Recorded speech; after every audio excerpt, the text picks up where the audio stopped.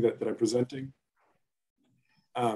And also, if this is too much information and we need to kind of keep moving forward, Melanie, I'll look for you to kind of give me a signal to keep moving, but this really can be a very open discussion.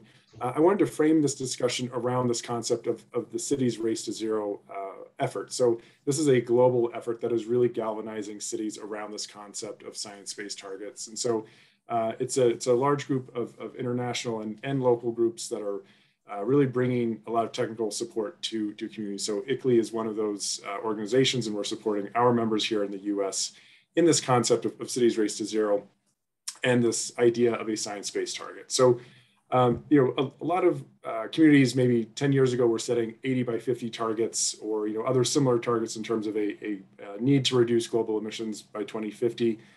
Those are really important to have those 2050 targets. I think we've been paying more and more attention to the most recent IPCC reports that carbon neutrality or climate neutrality goal of 2050 is becoming more important. But what's even more important than that is this interim target or a 2030 target along the way. Because if we sort of overshoot a 2030 science-based target, or what's really referred to as the 50% global reduction of carbon, if we overshoot that, we've baked in a higher than 1.5 degrees warming of the globe. And that's something that is really hard to come back from. So this 2030 target really is geared towards recognizing the global need of 50% reduction, and then bringing to bear the fair share component of that, or sort of looking at developed countries and saying, if you've contributed more than the global average, then you should be, you know, responsible for reducing more than the global average need. So those science-based targets are really important because a lot of the analysis that created some of the earlier targets are a little bit outdated. So this brings to bear all the most recent IPCC science. And we selected the Worldwide Fund for Nature, their One Planet City Challenge methodology. And I'll go through that in a little bit more detail in terms of how the science-based target was developed.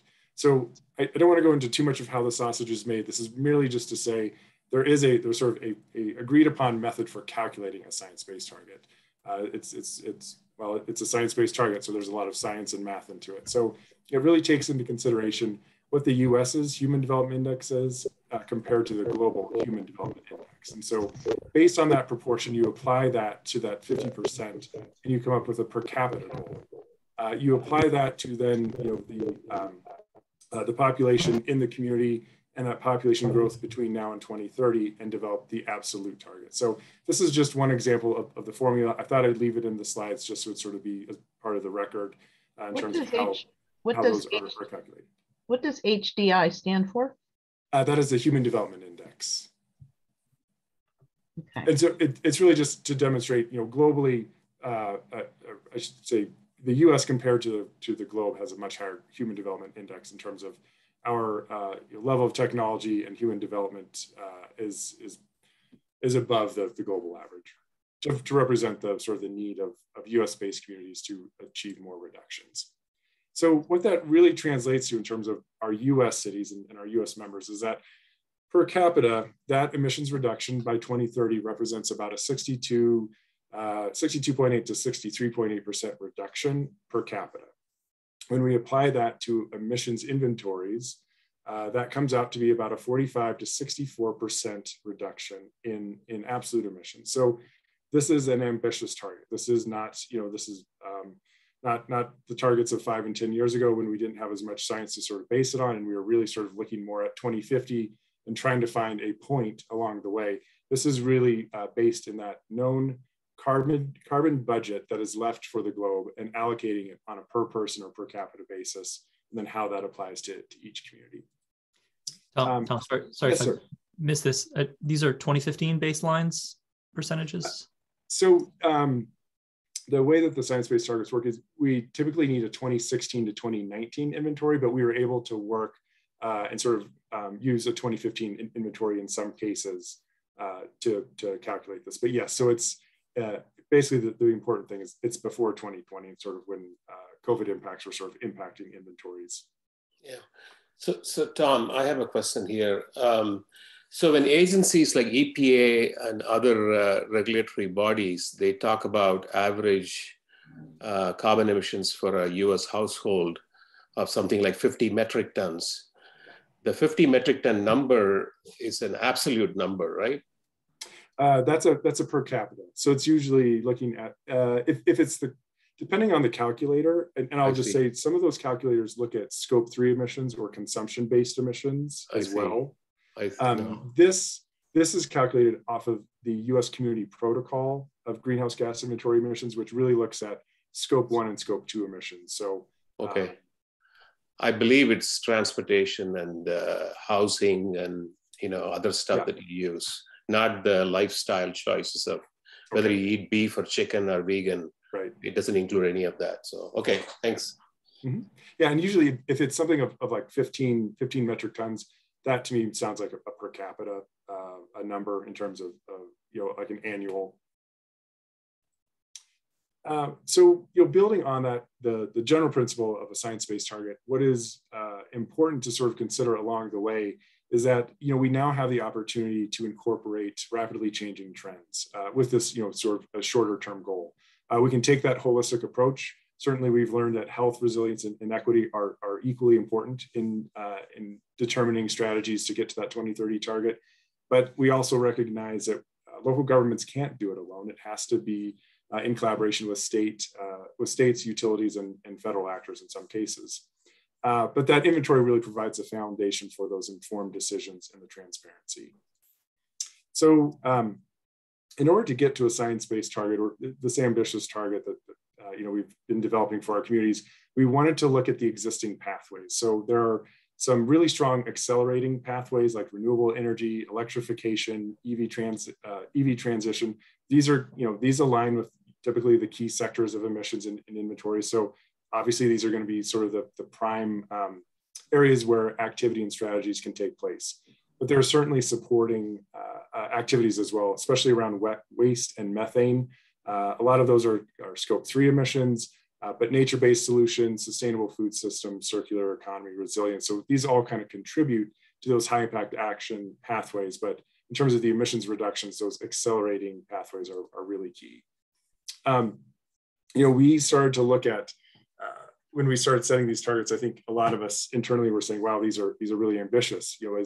Are we going to, create sort of a sense of shock in our membership to say, here are all these ambitious targets, but good luck trying to find a way to get there. So we really started to research what are the available technologies and what is going on in communities that can help identify the pathway to get there. And there are some really great examples on clean energy standards, allowing utilities to invest in EV infrastructure and certainly enabling those utilities to value electrification. So just a few examples here. Built on top of that are a lot of national trends that I think we're seeing, especially in the EV sector, in terms of potential growth in the EV sales. This is a U.S. average on this slide here, but certainly we see higher than this in places like the Northeast, the Northwest, California, where I'm at in Denver, Colorado. I think we're certainly above the U.S. trend here. But these are all sort of areas of research that we've sort of been drawing on to help inform how to build a pathway to that science-based target. We've also been looking at grid emissions, on a national scale, but also state by state.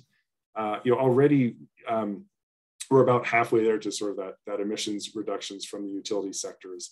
We're about 40% down nationally from where we were in 2005. But if you compare to where we would have been, in 2020, had nothing changed, we're more than halfway below those projected emissions. So this is all starting to build the sense of, okay, we're identifying a path of how to get there. And so we took all that study in terms of looking at national trends, what utilities and local governments were doing, projections, models, and sort of started to base pathways within each one of the sort of key emission sectors. So obviously we have to model for growth. Communities are going to grow. In some cases, there's maybe some stasis and communities aren't growing as much, but we have the ability to sort of identify growth that affects either residential buildings, commercial buildings, transportation, and kind of model that. We looked at grid decarbonization, and primarily we're relying on a lot of NREL studies that sort of show state by state where communities will be. And I think we've identified within Vermont, NREL is projecting, a nearly decarbonized, if not fully decarbonized, electrical grid by 2030. Where I'm at in Colorado, I think we're probably between the 80 and 90% decarbonized by 2030. So each state is maybe a little bit different.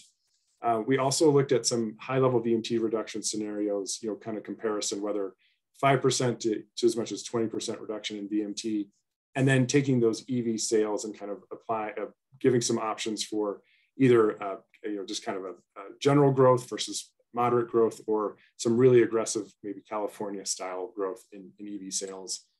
We did the same thing in building efficiency and building electrification. And I won't go into too much detail on all of this, but this is all to say, we really wanted to look at some different options in terms of new buildings and existing buildings, and how they can be either how they can become more efficient or electrified. I have a question yes. about building electrification, but if you're going to get into more detail about what that path looks like later on, I can wait.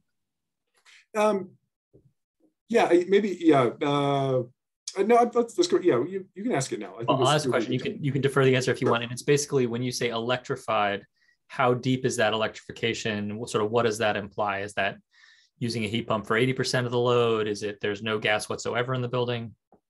Yeah, so for this analysis, at least on the new buildings, they would be fully electrified. So for the homes, probably a little bit easier. Commercial buildings, a little bit more difficult. But in terms of the existing building stock, when we're looking at electrification, while we applied it to square footage, that can sort of be applied in a couple different ways. So certainly in the commercial sector, there's examples of communities who have said the primary thermal heating systems need to be electrified. But there are exemptions for other natural gas uses. But we can get into that in more detail too. But just so you kind of understand the modeling of it, it's a fairly simple approach to this. Just again to help identify sort of speed, direction, and effort that is needed to get to these science-based targets. So we applied a bunch of these different scenarios to I think it was about 140 different inventories that we had access to from our members. And really found that, for the most part, those science-based targets are achievable when there's at least an 80% decarbonized grid. And so I think that's really important for many communities to sort of point to say, we really are reliant on the utility to sort of set that foundation for us. So with that, we were calling it the Clean Energy Standard, as this was what it was called when the the Build Back Better bill was at least still under consideration. But that represents an 80% decarbonization of the utility grid, and then applying some fairly aggressive, but again, they're aggressive, but these are not unknown technologies or sort of, we don't have to pull anything out of thin air to sort of create a new technology to get there. So this is really just to sort of demonstrate the different pathways and kind of where kind of the sweet spot of combination of strategies helps almost all cities, all communities reach that science-based target. Let's see. So with that, I don't want to go into too much of this. I did want to show your science-based target and the analysis. Let me see if I can get to that really quickly. Melanie, is this a good time to kind of go over sort of the results of this analysis and what we have so far? I think so, yeah. Okay. So that was sort of a crash course on months and months of work and analysis that ICLEI has kind of been putting together. But we wanted to be able to provide quick analyses for our members and our communities to say, okay, we're bringing together as much information as we can quickly to give you the science-based target and to give you an idea of the pathway. So for South Burlington, the per capita science-based target is 63.8%. That equates to about a 60.2% absolute target by 2030. So again, based off of your baseline emissions. This really applies to the Scope 1 and Scope 2 emissions in terms of buildings and transportation and the grid. So there are emissions associated with waste and some other maybe Scope 3 emissions that were part of the inventory. But we were really sort of trying to model the science-based target and the emissions reductions on those key sectors. And so we applied a... Can I just, sorry to interrupt, can I ask apropos of that? There was a question in the chat from Steve Crowley about whether electricity is being modeled on Scope 2 emissions. Yes. Okay. Yes. And that's in line with both the U.S. Community Protocol and the Global Protocol for community-wide greenhouse gas inventories. That is the classification of it. And so we applied a 9.9% population growth. So that's the change in population between the inventory year and 2030. So less than 1% annually in terms of population growth. And again, these analyses are sort of a rapid reaction kind of plan in terms of knowing what 2030 is going to look like. So there's certainly, there can be, some discussion in terms of, well, is commercial going to grow faster than residential or vice versa? But really, we wanted to get a sense of what is the growing emission, or what are the growth in emissions going to be. So we applied that kind of universally to commercial, residential, industrial, and then on-road transportation. Again, the grid decarbonization based off NREL, I believe it's our Cambium research, indicated 100% decarbonized grid by 2030. So those are the growth projections. We apply that to the baseline emissions. And so those are these numbers here. Can you see my cursor move? I don't have my pointer available for some reason. Yes, we can.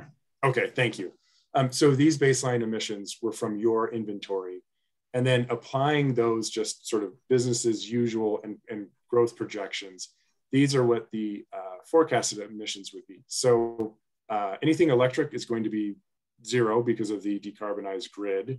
But on the fuels side of it, without any change, there's really just sort of, there's some growth there in both sectors. And then on-road transportation, let's see, in terms of the, I think this might have been some data that we had gotten from Melanie, from your group, in terms of, was there a VMT reduction already kind of in the business as usual forecast?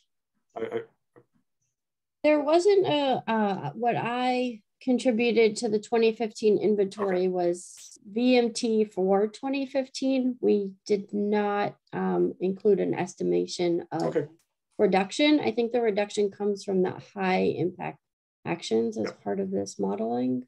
Exactly. Yeah. Okay. Thanks. I just wanted to clarify that there wasn't some component of VMT in the BAU analysis.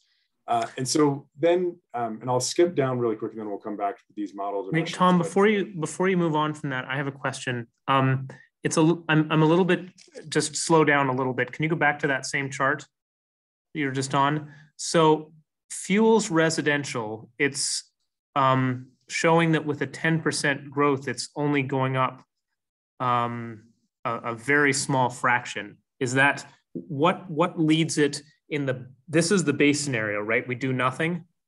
Correct. So why would that not be 10% higher? Yeah. So within all of these sectors, there are some sort of natural efficiencies that are occurring.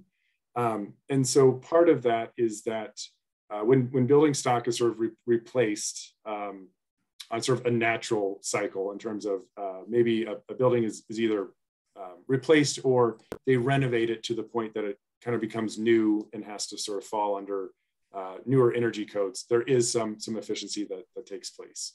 So, the growth itself is somewhat blunted by sort of natural efficiencies, or sort of natural adoption of building. Got it. And then on the transportation side, what would lead it to reduce? Like, I guess I'm trying to understand, is there an assumption that there's an electrification of the vehicles happening that doesn't relate to our work, sort of national trends of what you showed before? Or is this, I guess, just sort of understanding what the background is of that, so that we can understand what our role later becomes? Yep. Yeah. So two things that are largely contributing to this. So if VMT stays flat in terms of vehicle miles traveled, two things are, again, naturally occurring. CAFE standards. So, about once every 7 years, a car is, either updated to a more efficient vehicle. So there are the CAFE standards that are built into there. And I believe what we have incorporated are the Biden administration suggestions. If you've been following CAFE standards over the last 8 to 10 years, they've been kind of pendulum swinging back and forth. I think we're pretty confident and clear that the Biden administration proposal of CAFE standards will be sort of the standard to go by. And there's some pretty significant efficiencies there that are augmented by EVs into the fleets as well. Tom, I have a question. What categories take account for the embodied carbon in construction materials? You know, because, you know, I've heard, you know, a lot of statements that just the energy in the materials and transportation in building a house can be 10 times that of its annual energy consumption for heating and cooling and usage. So it's important to understand where that is, because this is a growth, you know, we're a growth town right now. Yeah, great question. And so typically the embodied energy or the embodied carbon of a building is a scope 3 emission for you, but it's somebody else's scope 1 and scope 2. So where those products are either where the cement kiln is, or you know, where the lumber is being cut down, that's somebody else's scope 1 and scope 2 emission. And so in order to kind of avoid double counting or over or underestimating, we really just focus on the scope 1 and scope 2 emissions for the community. So hopefully somewhere out there is a community that has a scope 1 and scope 2 emission with those industrial or commercial emissions that, you know, has their own sort of set of or their own pathway to achieve a science-based target. Is that helpful? Well, it may be helpful, but it's not hopeful. You know, because you know those industrial communities have the least to gain from decarbonizing. Yeah, they're going to lose their industries if they don't, and they may lose their industry anyway, considering the fossil fuel based, you know, particularly like the rigid board, you know, polymer based insulations and stuff like that. That we're trying in New England to kind of create more wood-based materials, but it's a, you know, it's not going to happen without some help. Yeah, and a very good point. And a lot of those efforts are sort of at the federal level. And I guess we cross our fingers and kind of hope that there will be federal standards for industry that, you know, I mean, airlines is probably one of the best examples of that. It's really difficult to sort of account for those emissions to any one community if those airlines are moving products and people. So sort of federal effort is very much needed in those areas. Yeah. Tom, you may have said this. What year is the baseline emissions pegged at? Melanie, it was 2015, correct? Yeah, it's 2015. And I know that we have more current inventory data through 2019 from the work that the Energy Committee did. But we decided on using 2015 because we needed a vehicle miles traveled VMT number. And the VMT number that we have for South Burlington is from CCRPC's travel demand model. And that is a pure VMT number that represents sort of business as usual. Our future year VMT models have other assumptions baked into it. So for this iteration of the science-based target, it made the most sense to go with 2015. Okay, so I mean that's fine. So this basically shows what we need to do to get 50% below the 2015 levels. And applying that fair share, ultimately the 60.2% below. Right. Okay, which is probably more aggressive than is in the what we have now. Which I mean, but yeah. And I will. I guess I will say this. There. I've worked for local government for over 10 years, you know, and I know when it comes to goal setting, sometimes that can take a lot of energy and resources just to sort of establish goals. So this also offers a really great opportunity just to have a narrative around just the recognition of, yes, there are science-based targets out there, and this is what they are saying, and these are sort of the strategies to get there. So just not to spend too much time, I think this was the goal that the Energy Committee recommended 50%, by 2030, but I think the council had a slightly less ambitious goal modeled off of the Vermont state goal. So I don't know, Paul or others, it's probably, what do we want to set as our goal? More comfortable with a more aggressive goal, but.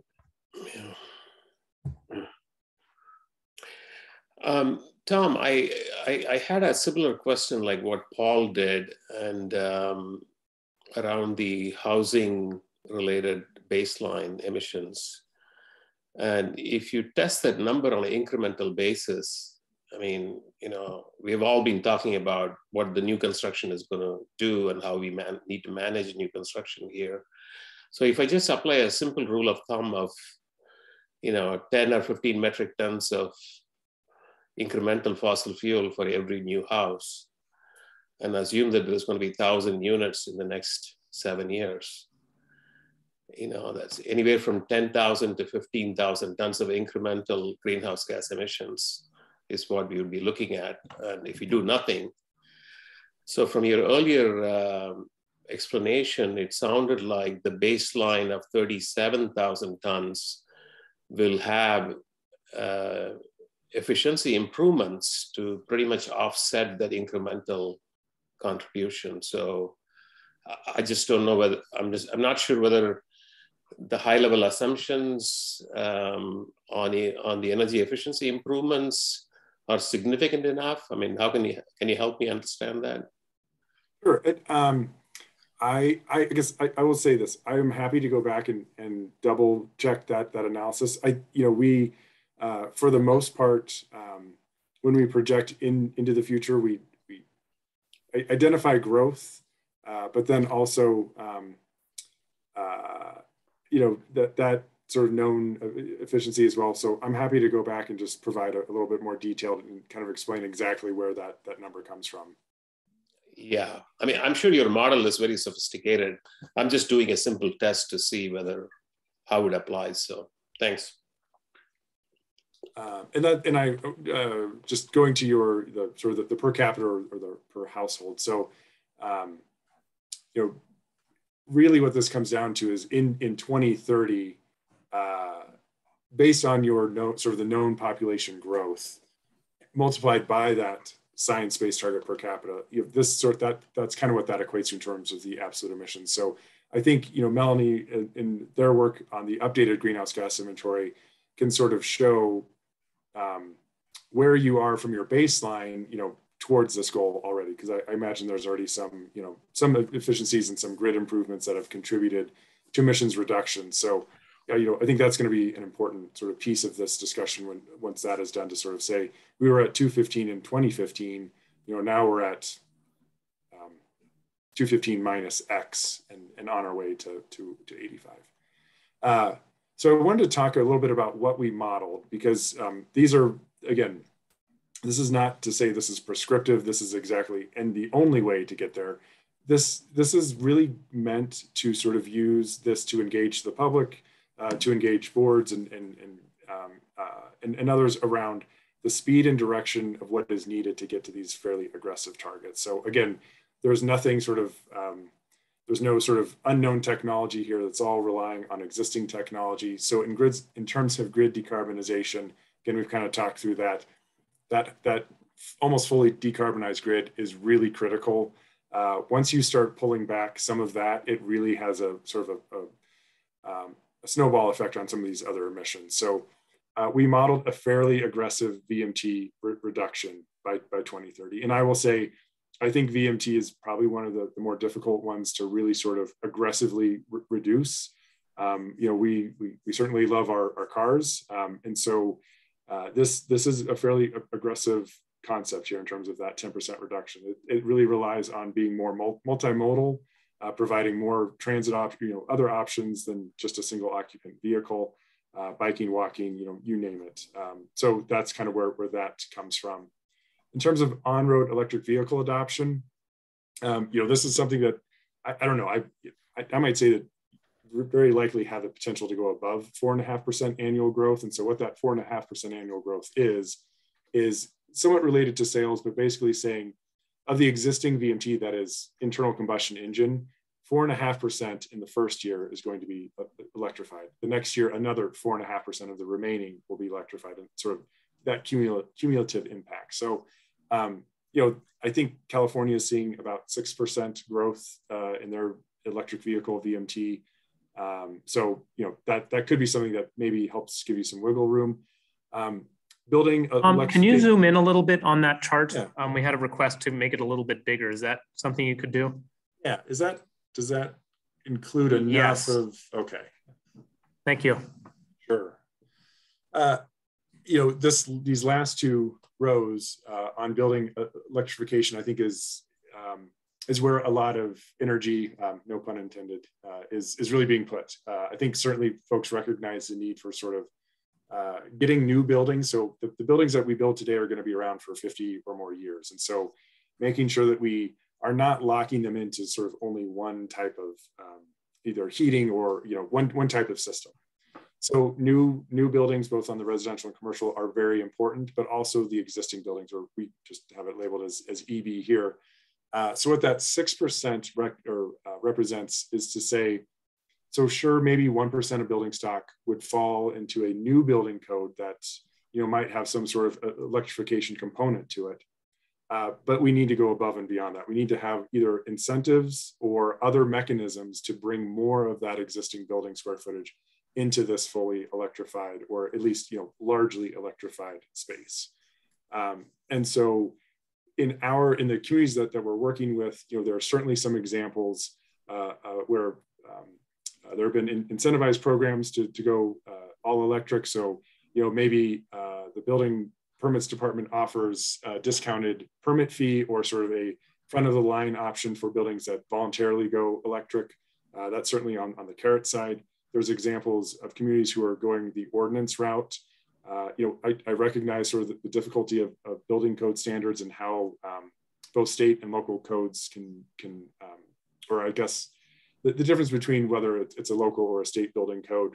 But I think what is important here is that communities have been incrementally making progress on this through whether it's starting with an incentive program and then going into something more than that. But just recognizing that we shouldn't wait for the grid to be fully decarbonized to start this process, because we need to make sure that the buildings that we're building today and tomorrow, at least have some availability or opportunity to decarbonize or electrify.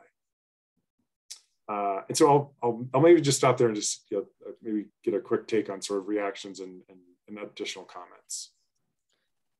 I see in the notes, or maybe that's for commercial.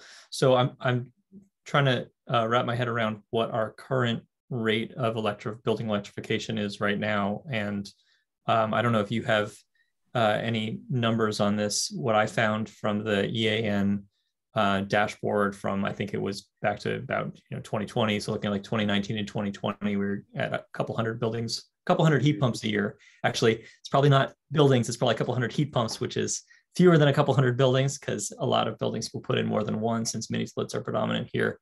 So we're probably sub 2% per year, at least back to 2020. Might be a little bit faster now, because we have had very strong incentive programs and we're sort of at the limit of our workforce right now, I think. So I don't know if you have better numbers on that or other recommendations, but that's what I've seen. And that sounds about right. And I don't want to kind of diverge too much from answering that question, but I think part of the problem with sort of the low numbers in communities is that most of the replacements of heating systems happen on some sort of an emergency call in the middle of the night, on the weekend, during a holiday. It's those types of instances where, depending on who comes out on a truck to replace that system, if there's it doesn't really provide an opportunity to consider a heat pump or a water heating system off of a heat pump as well. So there's a lot of effort that needs to be done in sort of identifying preemptively kind of who are our households and our commercial properties that are ready for this, and how do we engage them now to give them enough information to make an informed decision before it's an emergency. Yeah. Tom, one question on the 6% assumption. I mean, as you work with different communities around the world, obviously you have a benchmark or baseline around how communities adopt these type of goals. Is the 6% adoption, what would you characterize that as? Can you add some color to it? Is it a stretch goal? Is it something reasonable for communities? Yeah. So I will say this. I think up until about 3 years ago, the idea of building electrification was thought of as a kind of far off in the future. You know, I think there was a lot of thought around, well, let's focus on the grid. Let's focus on, you know, on transportation, and building electrification was sort of thought of as like kind of the last little bit of effort.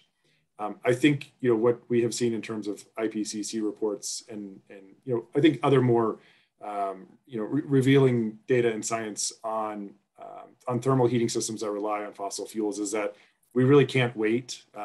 Just, you know, knowing what the short-term global warming potential of methane is, that we can't wait, you know, for this sort of magic point.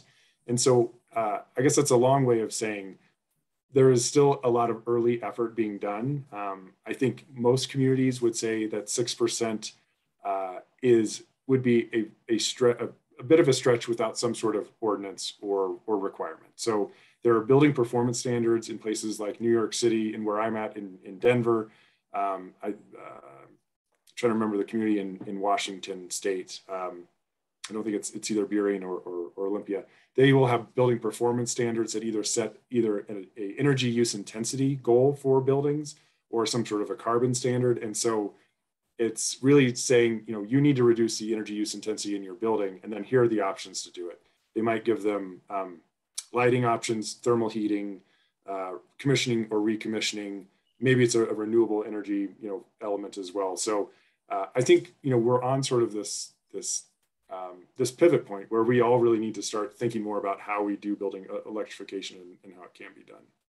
Tom, just kind of a comment, because, you know, the other places you mentioned are either milder or sunnier and probably not quite as impoverished as a lot of Vermont is, you know, including some of South Burlington, even though we're wealthier than most.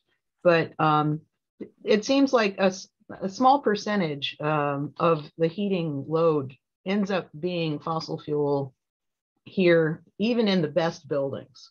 You know, heat pumps can be used, but we have these design temperatures that, you know, go, you know, unless it's a geothermal system, which we have very few of, there's just not a lot of systems that can handle the 20 below zero, you know, that we do get to here frequently at night.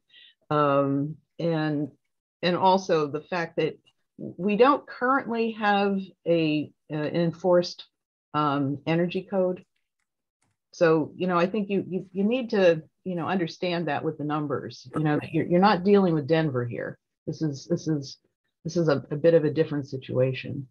On the other hand, it would be great if we could have an enforced energy code and ordinances that don't allow you to use natural gas, which we have throughout the city. You know, we have some pretty tricky things to deal with here in terms of full electrification. Yeah, and I'll provide some really great case studies up in the high country here in Colorado.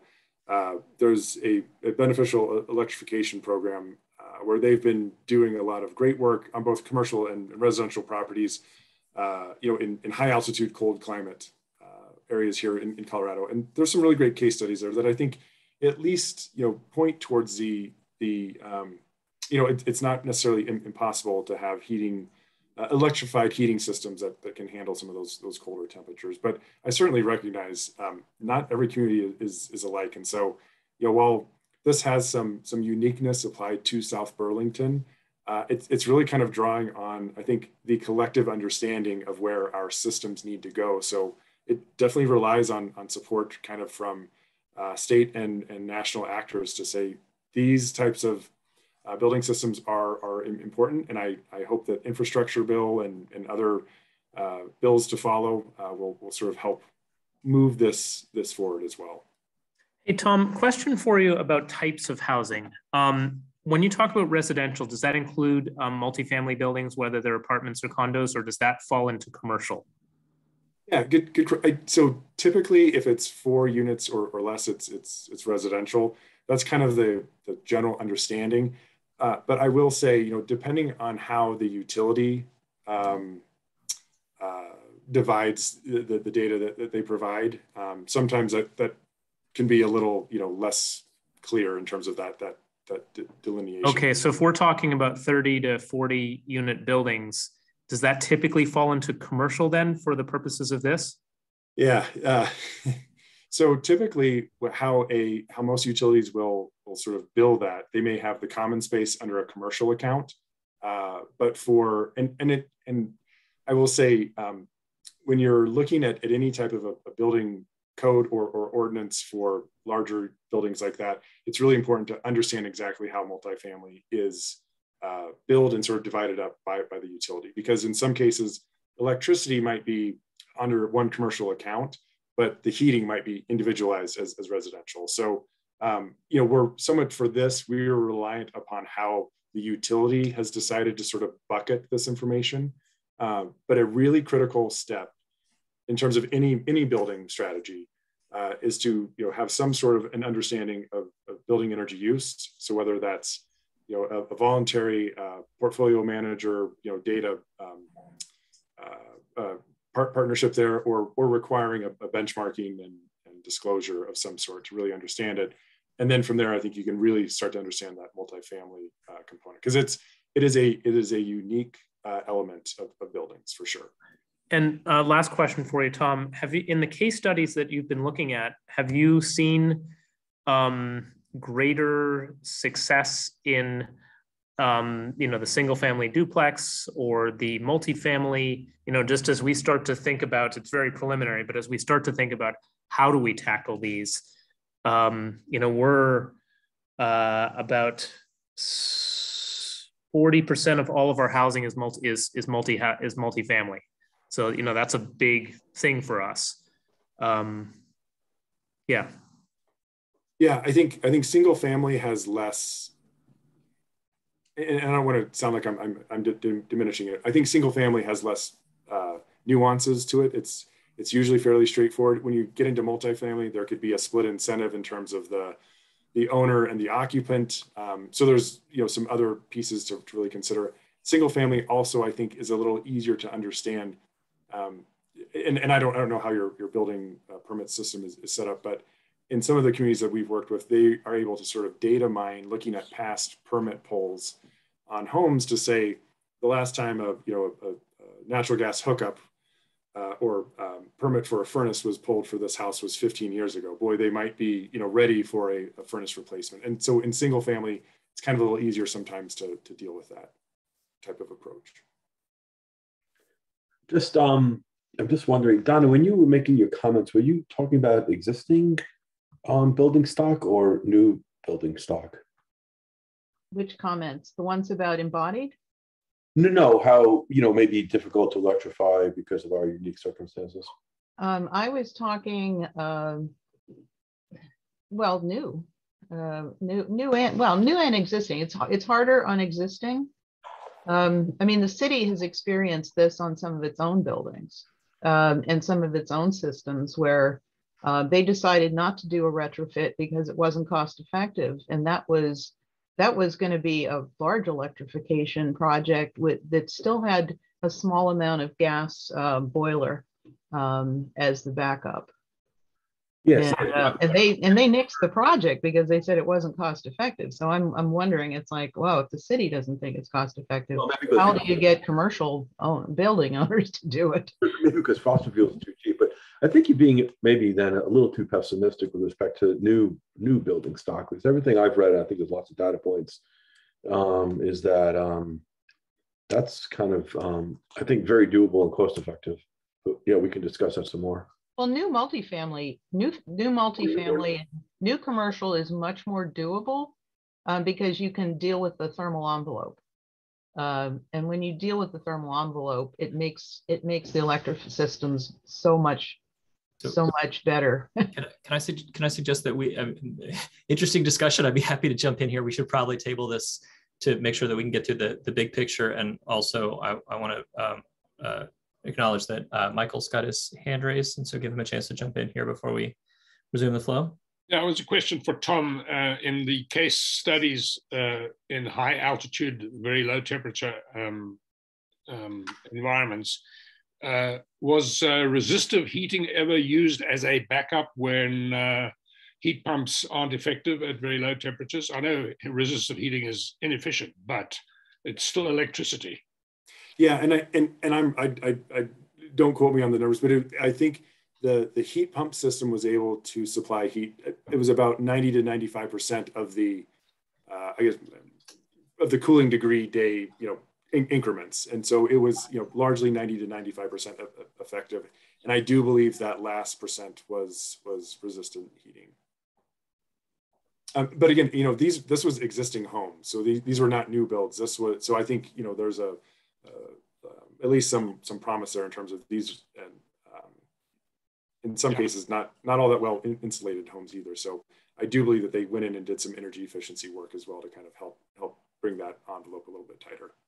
Okay, because that would be important if we are building new construction without gas infrastructure at all.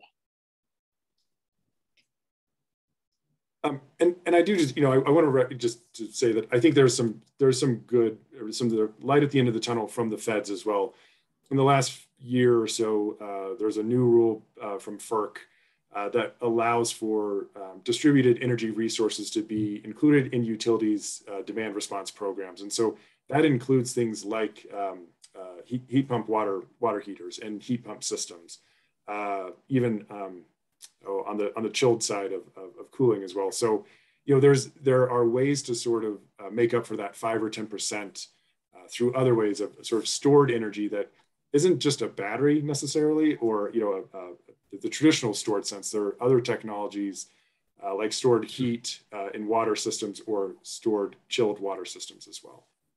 And then my second question was whether there were any residential geothermal systems in your experience. I've read recently, I know the upfront costs of geothermal are high, but there's recently, where my daughter lives actually in Montreal, 3 families got together and they share a geothermal heating system, which they wouldn't be able to afford individually, but it's a single system and they share it. And it's something that we should probably have on our back burner somewhere. Yeah, it's a tremendous opportunity where states allow it, and I'm not as familiar with sort of the regulations in Vermont there. I know where I'm at here in Colorado, it is very frowned upon to do that, but in Idaho, not too far away, I think they have 4 or 5 different geothermal utilities, basically, that depending on where you're at in Boise, you can tap into one of those systems. So very state dependent. Yeah, I don't know what the rules are here. This was in Montreal. This is in Montreal. There are some, I think, that have been at least designed. I don't know if they've been built in Montpelier and Brattleboro, and they've been discussed in Burlington. I don't think it's ever gotten off the ground. But one other quick question, is the modeling that you're showing here based on annual numbers for grid and energy use, or is there an hourly component to it? I suppose that's kind of moot if you're calling it 100% carbon-free electricity, maybe that doesn't matter, but. Yeah, this analysis right now is on an annual basis, and we are working with a couple of different groups on 24/7 sort of 15-minute increments, looking at that fully decarbonized or renewable component. So, but this analysis is on an annual basis. Thank you.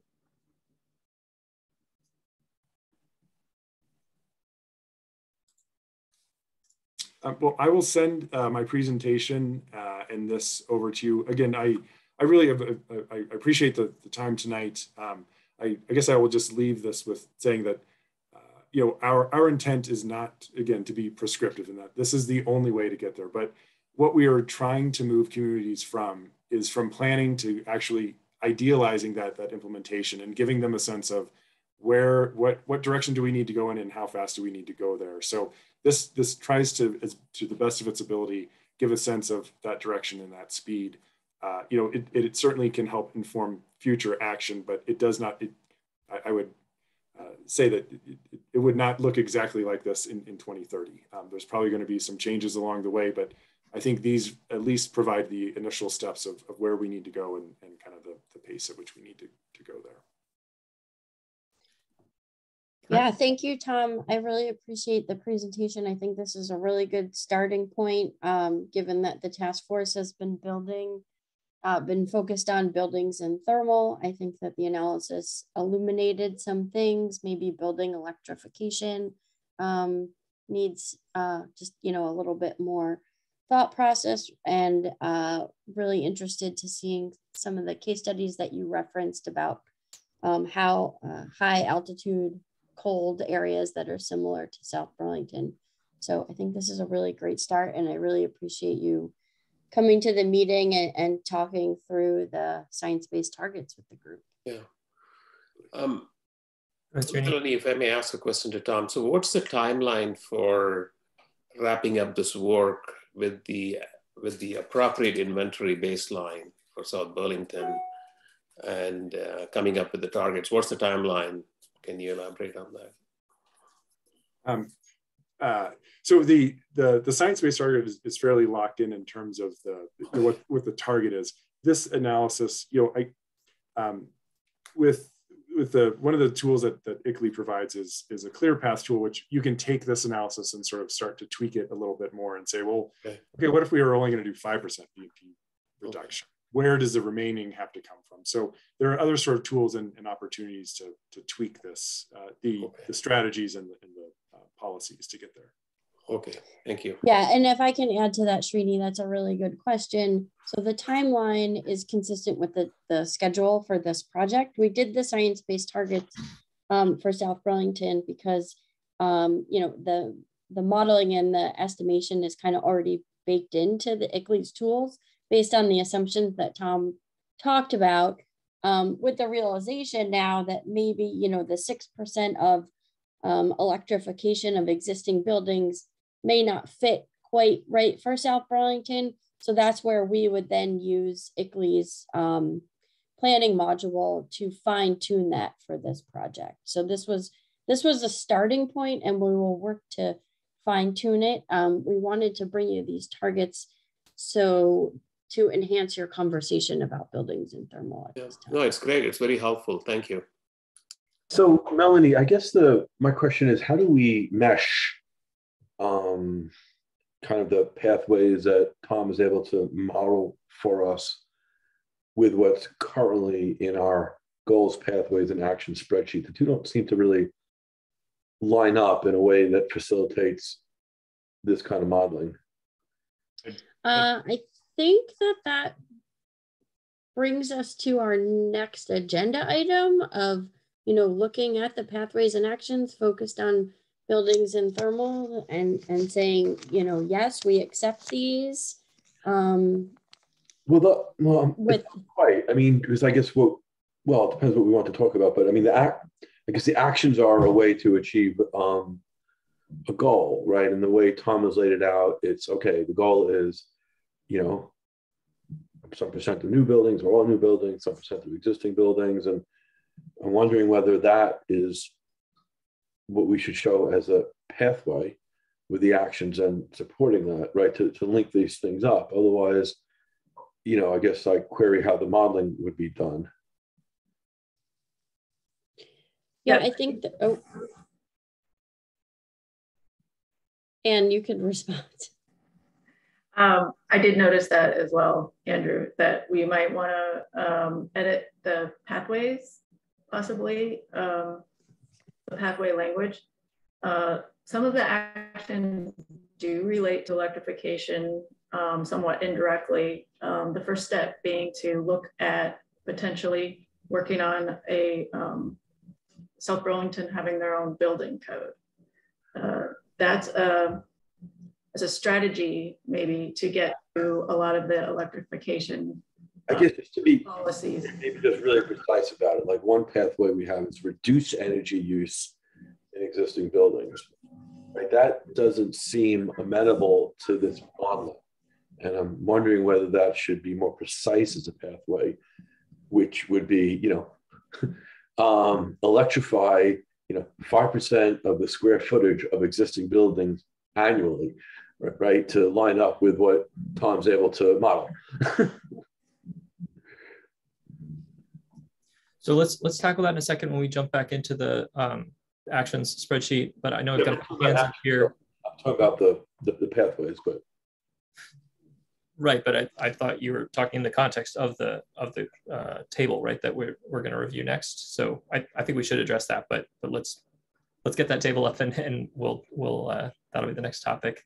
But I know Paul and then Michael have hands up. So Paul. Yeah, just a quick question, Tom. At the beginning, you had said that the focus was principally on buildings, thermal, and transportation. Just in a magnitude of scale from what you've seen in other communities, I think that there's been discussion in this group of at least acknowledging that the other sectors have a role to play, but from a magnitude of scale so that this group can sort of focus our time and I'm trying to find a word other than energy, but I'm at a loss. Time and energy over the next few months. What's the relative scale of all the others compared with these two? And actually, I had a slide sort of nationally with the sort of the breakdown of emissions profiles. Typically, these scope 1 and scope 2 emissions, buildings, thermal, and transportation, about 90% of a community's emissions profile. So the remainder are usually things like methane from solid waste, methane from water and wastewater, or from wastewater, N2O from water treatment.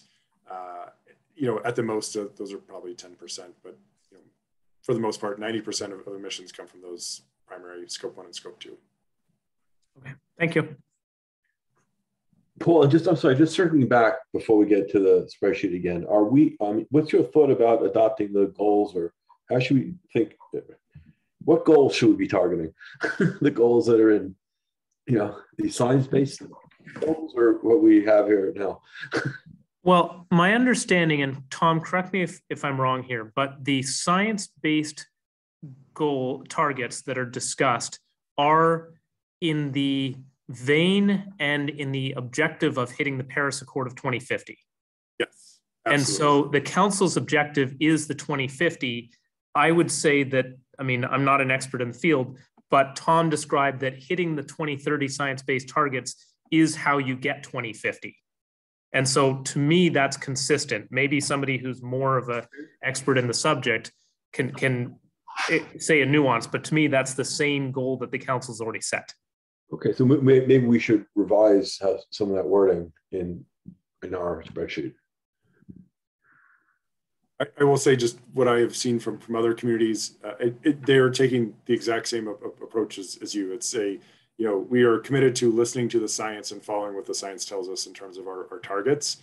And so that really does recognize that if 1.5 degrees Celsius is something we don't want to go above, we can hit that 2050 target and still go above 1.5 degrees Celsius if we don't meet these necessary emissions reductions by 2030.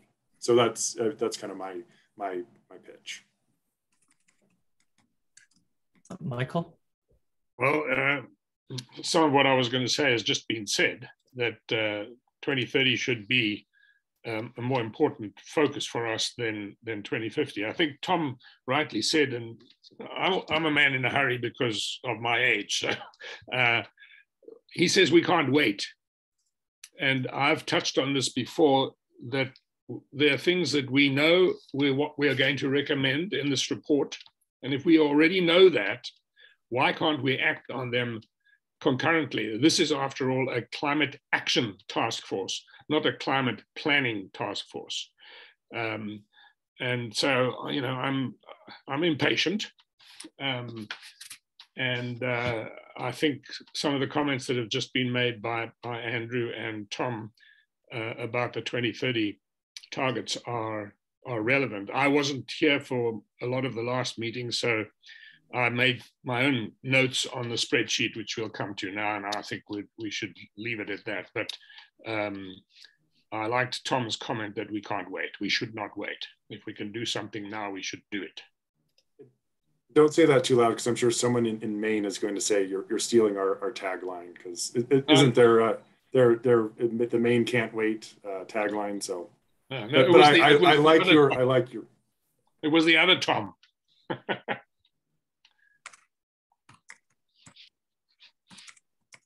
Well, seems like we've come to the end of that section, but thank you so much, Tom, for adding some serious quantitative meat to the bones of what we've been talking about here and helping to put some real focus on this next conversation. So that's very, very timely. Thank you.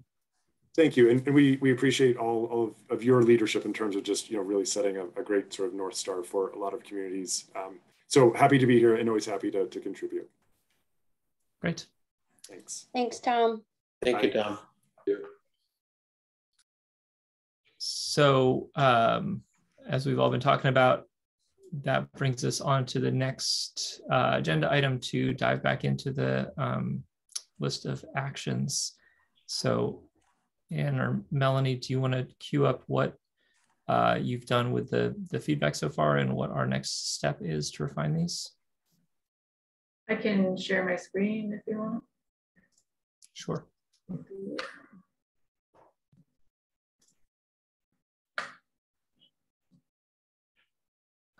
Everyone seeing the spreadsheet? Yes. Is it large enough? It's probably not a bad idea to zoom in a little. Yeah, more. and maybe you can hide column B. That's not really necessary. And then zoom in a little further.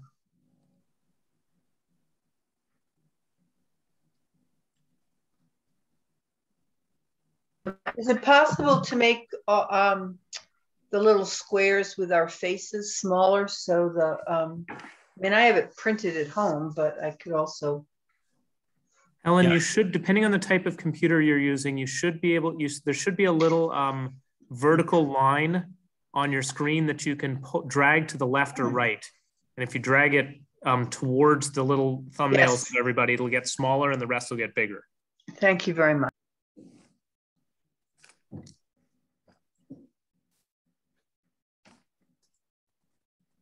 Okay, how would you guys like to proceed in going through this? Can I ask a couple of high-level process questions before we kind of dive into any of the individual items? Yeah. So we have 11 pathways, right? So the Climate Action Plan from Vermont had 11 pathways, and we have come up with our own action language here. Is the intent to have these actions replace what Vermont CAP had or augment it to give some context, or are we making it very, very specific to South Burlington, this process, what these 11 pathways mean? Yes, these are specific to South Burlington. Taking ideas and basing a lot of our ideas on the state cap, taking, I guess, direction from the state cap. But these are all meant to be South Burlington specific actions. Okay. And then can I just ask a question before we dive in to discuss anything specific? Can we just at least stay high level and identify whether this is something that requires a policy change at the South Burlington level, or is it something that we need to rely on other agencies or Vermont authorities? I just want to make sure that we don't waste too much time on a subject that we are not able to articulate or discuss well. So. Yeah, I have a question that's sort of pertinent to what Srini's asking as well, because I'm I'm just curious about what type of data CCRCP is working from based on quantities, of units. And, like Paul was saying before, 40% are some type of multifamily. Do we know how those split up into very large buildings versus smaller buildings? Owner occupied, do we know what the age of those buildings are? I think this is all data that exists. And I'm just wondering why we're not using that to kind of, target our draft actions to those, to that category of building, because it's going to simplify number crunching to a very great degree if you actually can identify, if you have some numbers of various types of units to work with. So in regards to the data that CCRPC has on housing, and commercial, it's everything. It's like all buildings. What data we have? Do we have on numbers and age and fuel type? Yeah, so we do have an understanding of the age of the housing stock as well as commercial development. It's best available data from the information that we get from our municipalities, because they're the ones that have the authority to do the permitting. So we're collecting that information from our towns, and we can certainly use the housing stock mix and the age of the housing stock to sort of augment or further refine the actions so that the actions are specific to multifamily owned, multifamily rental, similar to the conversation that we were having at via email. So there's definitely an opportunity to use some of that data to understand a little bit more of the housing stock. Paul had indicated earlier, and in the existing conditions presentation I did a few meetings ago, I think the housing stock in South Burlington is about 40% multifamily. So, we can use that information to make sure that we are covering all the types of housing in the actions. Yeah, and is that 40% include like townhouse style condominiums? I believe that it does. That it's I couldn't believe it could be 40% if it didn't. Yeah, it would be. I mean, I'll let Paul talk, but I know for CCRPC's purposes, we look at anything that is like 2 or more units to be multifamily. But well, in our case, it's 3 or more, but any arrangement of 3 or more homes connected is what we call multifamily for the purposes of my 40% quick number. Good. Okay. And I would flag this. I mean, this is also the sort of core to the topic of the first action on here, depending on what we decide about that, that sort of may or may not be relevant, but it's also something that's on the short list for the Energy Committee in terms of the actions that we've identified for the Energy Committee to be working on this year. And it's one of the top priorities for Vermont Gas's efficiency program to improve the data-driven targeting. So there's a lot of interest, I think, in better using this data. And I will say, I did a cursory look at the available tax assessor data that's on the South Burlington website right now, which is better than it was a year or 2 ago, but does seem to be missing home size and some of the other fields that would be most important for this. So I think that this is probably a good follow-up item to have some more detailed conversation with the right people in the city to figure out what data actually exists in the database and what we need to do to get it out and make sure it's available for us for planning purposes, and so that we have a really good sense for what is feasible if we think we want to be able to do more data-driven outreach in the community. Do we have fuel type for each home? How accurate do we think the size of the home is? Things like that. Is the permitting data linked to the assessor database in a way that will make it possible to do things like that? So I think it's probably worth answering those questions, even if we don't have the perfect answers right now, just more general answers.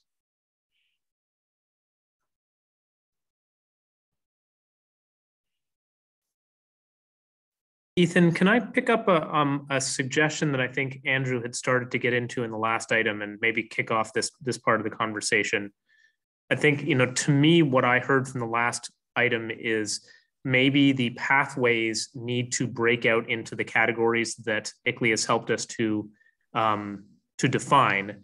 And then between F and G is a 2030 target. But the target might be for several actions all together within a given pathway, because they didn't break out each individual action to get there. They said residential buildings need to be all new ones and 7% per year, or whatever the right number was, up to 2030. So maybe that's a way to, and Andrew, I don't know if that's what you were thinking, but to exactly kind of like merge these things. I think that's exactly right. I think it probably ties back to the discussion we were having at the beginning of last meeting, which is the pathway needs to be something ICLEI can model. Then we have all these actions that we're proposing that we hope will get us to that pathway. But one thing we should be honest with ourselves about is, the likelihood that those actions do get to that pathway. And then I think if we do that, it kind of ties it all together. Yeah, I'm wondering that, if we should change the draft pathway language here from reduce energy use to building electrification. For my money, I would just adopt the language that Tom gave us and use the square footage, use those pathways that he set out, just exactly. So you've got building electrification in other action items. It might help if we were able to rank these 31 items, because some of them are being dealt with by, as Ethan said, by the Energy Committee, and why would we duplicate that effort? So, which is the most important and far-reaching, if you like, of these 31? Rank them. So I think we are on our way to ranking them. I think there's potentially a debate about whether it might still be a worthwhile thing to keep an item on here, even if the Energy Committee is doing it, because the Energy Committee is part of the city, right? So acknowledging that it is a priority and making sure that the city supports the Energy Committee to be able to accomplish that, might still be a worthwhile thing for us to do. I think if the state or Efficiency Vermont or something is doing it, it's sort of falls under our baseline. I do want to also flag, though, so Andrew's comment here, I think, is a really important one, but I think there's also a piece of this that falls into something that Donna's been talking about, which is that it's important to distinguish in buildings between residential and multifamily and commercial into those sectors, which also fits with what Tom was just showing us about the reductions in fuel for commercial versus reductions in fuel for residential. And if we want to split more finely into, multifamily versus, retail, office, other non-residential commercial, then, that will, those are, again, subcategories that will then try to roll up to that pathway. And the other comment that Donna just put in the comments, I would wholeheartedly agree with as well, which is that, yes, the ICLEI thing is mostly focused on electrification. I don't think it's wrong to keep some level of weatherization and other efficiency in the list, even if we know that it might be relatively smaller. It still will decarbonize, right? There are still homes that will not be fully electrified, and even the ones that are electrified will still save money. So it's not a bad thing to weatherize. It's just relatively probably a smaller piece of the overall goal. Well, the importance of weatherization is that right now, without weatherization, natural gas is less expensive than electricity. So in order to make these actions equitable, the weatherization is a really important component, because electrification without weatherization in some cases will really increase energy costs for people who might not be able to afford them. That's a great point. I would actually also put on-site solar generation in that same category, that reduces your lifetime cost of energy for electricity, and that helps to bring it under gas. Srini? Yeah, so, in listening to what Tom was offering and the subsequent discussion, what strikes me is what Tom articulated is really a strategy, the strategy of, look, for buildings, you need to focus on electrification. and the new buildings all need to be electrified by such and such date, and roughly 5 to 6% of existing buildings need to be electrified. So to me, that's the high-level strategy for South Burlington for all of the building thermal sector. Then you can break that down and say that, look, for the lower income, older homes, we need a strategy that needs to address specifically weatherization component or older commercial buildings and make that as an important one. And everything else that we are proposing here is either an ordinance or a change in what I call as code requirement. So to me, I think if we stay at the high level strategy statement, a lot of these become supporting actions, and we just need to customize the supporting actions to the type of buildings that we have. Like, for example, Paul was talking about 40% of the buildings are multifamily. So how do we make sure that these actions are meaningful to that 40% of those multifamily buildings? So I would just stay at the high level strategy and think about the type of problem we have within South Burlington and figure out how these supporting actions fit there. Just, but are you suggesting we add I think we have goals, like high level goals, pathways to achieve the goals, and actions to support the pathways. Are you suggesting another stratification, Srini, something called a strategy? Yeah, so I think we are, what I picked up from Tom was he was 100% focused on electrification. We are coming up with a nuance of, look, South Burlington has got a lot of older homes. Electrification doesn't work unless you address weatherization. And we have this equity issue that we need to focus on. So I'm just asking us to characterize the problem that is relevant to the subgroups that we have and make it more meaningful. That's all I'm saying. One thing I'd like to point out on item 25 is that the CVOEO program that does weatherization for lower income residents, they also now have money to install heat pumps and heat pump hot water heaters this year and going forward. So as they are weatherizing low-income homes, will also be helping electrify as well. I'm wondering, to keep this a little simpler and not just, again, not blow this thing out again, we have a high-level goal that Tom set out for us now, but we need to achieve by 2030.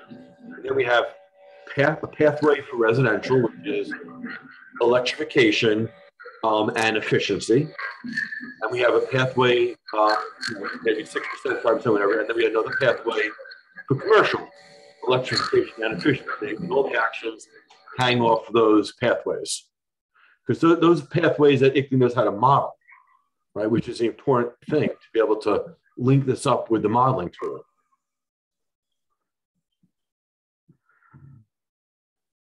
Yeah, I think your idea, Andrew, is right on. And I think that, we can definitely do some work on the pathways to model, or not to indicate the outcome that we need to achieve according to the science-based targets. Exactly. Yeah. Exactly. Yeah.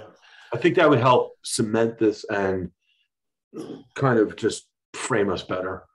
Yeah, and I think it's going to be a mix of, and if the task force agrees, doing more work on, I guess, strengthening the actions in terms of building electrification, especially for new builds. The existing building stock is, it's a bit of a challenge, so maybe some thinking needs to go there, but we still, need the mix of weatherization as an action as well as electrification. Sure. Yeah, but we could accomplish that by having the pathway say electrification and efficiency, right? That'll encompass everything. So yeah, and I think it just, and modeling or modifying the pathways just helps us to get more specific to what South Burlington's action is going to be. I mean, we started with the climate action plan for the state, but now we're doing the work to make it more specific, and the science-based target is helping to achieve that. Yeah. You know, there are also a couple of actions here that are what I call a scoping activities. So in order to identify the least efficient residential owner-occupied buildings, a body of work needs to be done and say that this is the subset of buildings that need to be focused on. The same thing that you have around doing energy audit reports and identifying the gaps. These are all scoping activities. They are very different from the city saying, this is the new ordinance, this is how buildings need to be managed from this time frame onwards. So to me, the scoping activities are just a project that we identify now, and the city needs to figure out how to get the scoping activity done. Some of the scoping may not be done during between the time now and September. So I just think as we carefully look at the actions, some of them are really scoping activities, some of them are ordinance, some of them are strategies for making things happen. Sweetie, they all support the pathway. They all support the pathways. I understand that, but I'm just saying that 2 or 3 of them are like very high-level scoping activities, and you have to assign a resource or a project to get that done. Sure. Well, and maybe this is to Donna's point that you just put in the chat about including numbers, but I think it is helpful. I completely agree that a lot of the things that we're putting in here are not directly putting a heat pump in a house, right? Yeah. They are actions that facilitate better decisions or otherwise incentivize and sort of change the dynamic, right? Yeah. But I think it is sort of good for us to try to be specific about articulating. And this comes back to the metric, right? That we talked a lot about last time. Of if we do this thing, whatever it is, we think that it is going to result in progress between our current 2% a year and the goal of 5 or 6% a year. We're going to make incrementally X another 50 houses a year, 100 houses a year, because here's where I think it's going to go, right? And if we try to understand where those connections are, that will just really help to sharpen what success looks like, how are we going to measure it, and how do we communicate to the city, like, this is what it means to actually accomplish this task and not do something that falls short. Just to go back to Don, I mean, we need the numbers, but isn't that the next step? Like, if we apply these actions, given our numbers, are we going to be able to successfully hit the pathway? That's kind of like the next the thing after, right? The more detailed, the implementation questions.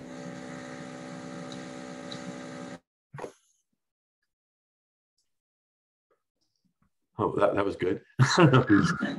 Yeah, somebody has a lot of feedback happening. It's hard to hear. And I think that's you, unfortunately. Me? I think if you mute, if everybody who's not speaking will mute, then we'll have it solved. Yeah, maybe a fan or a funky mic. Yeah, that is so much better. Thank you. Yeah. Can we just identify the actions that specifically call out for an ordinance, a policy change, or a specific code requirement? The reason I want to highlight that is something that we are not going to be able to address on our own. We can make a recommendation, but the people who make a decision about whether to move forward with that, are not in this team. So to me, those are just recommendations for the city council to consider and figure out how to make it happen by leveraging the county or leveraging the state resources. Those actions, I don't think we should try to figure out how we are going to get that done, in the time frame we have. So, Srini, I wonder if maybe there's some distinction between ordinances that we can already put in place as the city, right? Things that have to do with zoning and permitting and things that are 100% within South Burlington's capabilities already. And I would say, and Paul or maybe Helen can tell me if I'm off base on this, but while I would absolutely agree with you that just because the 7 of us vote and say this should happen doesn't mean it gets done. Yeah, but I do feel that it's within the purview of what we've been asked to do to make recommendations about what the city should figure out how to do, right? So I don't think that makes it off limits just because we can't by force of will accomplish it on our own. But I think there is another level in there that we've talked about before where there are things like a gas ban or other regional or statewide rules or enforcement actions or things like that that we can participate in, but we can't as South Burlington. Even if we had everyone in South Burlington pulling behind us, we can't do. And I think it is probably worth, if we want to make those kind of distinctions of flagging things we can do today, things we might be able to do with South Burlington if some things change, and things that ultimately we really just have to work with a larger regional or state.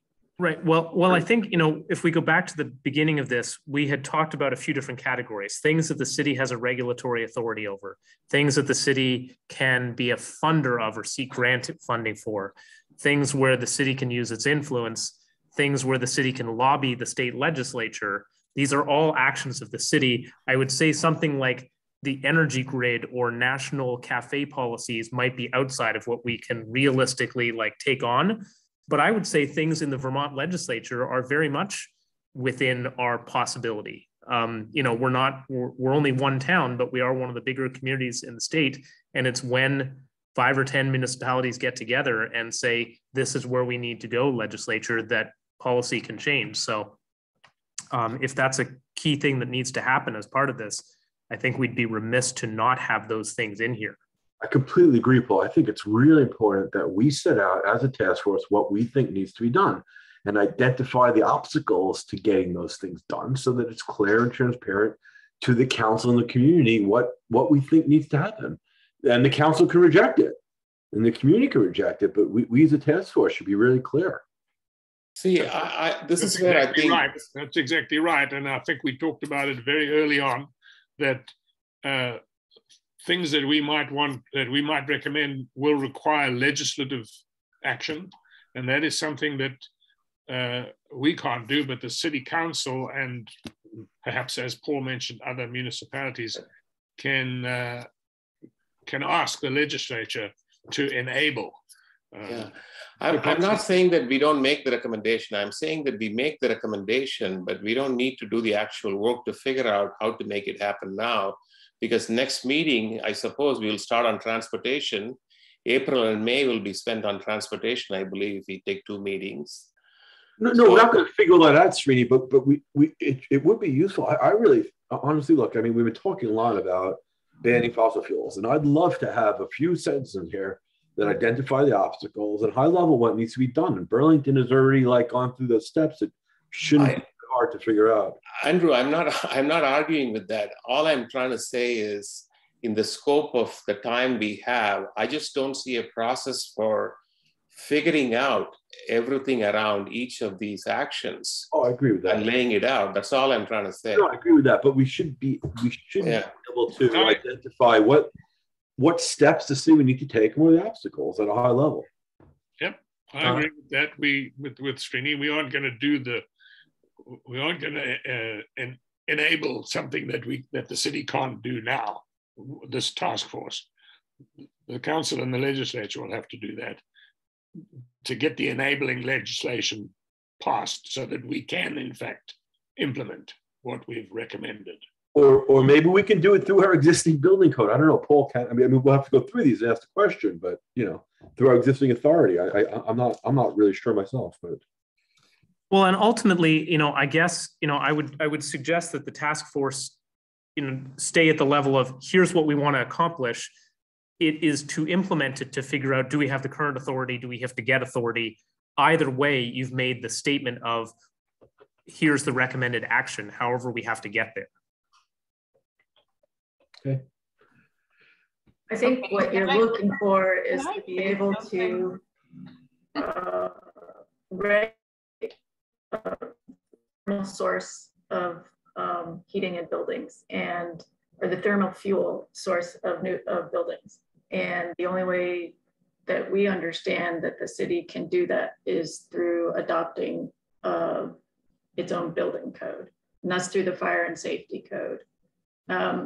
So that would require attorney input, but that's the way Burlington has been able to do their ordinances that have regulated new natural gas hookups. Yeah, I think there's codes and then there's ordinances, and I don't think you can change the statewide building code for residential, or commercial building code, because that's statewide. But you can do ordinances, as I'm not sure if that's how Burlington's doing it, or you can create disincentives. I think you can create disincentives for using fossil fuel in new buildings, but it's not going to be through the energy code unless they change it. So Burlington has a fire and safety code ordinance, which allows them, they have fire and safety code and code inspectors. And this is why it needs attorney research. This somehow enables them to have their ordinance where they can, I guess they impose fees. Well, they're also their own utility, so Burlington can do a lot of things that no other place in Vermont can do very easily. And so you're not going to be able to do it quite the same way. They also have their inspectors because they all work for Burlington Electric Department. All the inspectors work for the city. They have that in place. South Burlington is going to have to do something in a little more nuanced way. But that wasn't the point.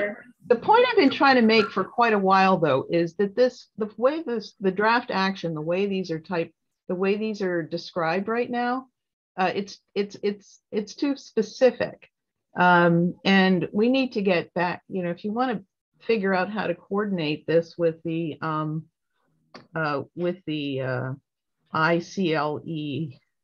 ICLE's recommendation, the way to do that is to reorganize this spreadsheet so that it gets to the more basic points, and then you can have sub actions underneath the draft actions that are the things that you're talking about, the ordinances. How do you do that? Because I think that this form is not working for us right now, is I think the issue I have. And no matter how many times we try to play with it, it's like it's not working. It could, but it's got to be a little less specific on the draft action, and it has to be more oriented to the data sets that we can, that we have, and can work on. The pathways are linked up to ICLE. I'm not really understanding what you think needs to be added here. The draft actions are like develop preferential tax rate for highly efficient buildings. That shouldn't be there. That's not a draft action. The highly efficient building should be something related to, buildings,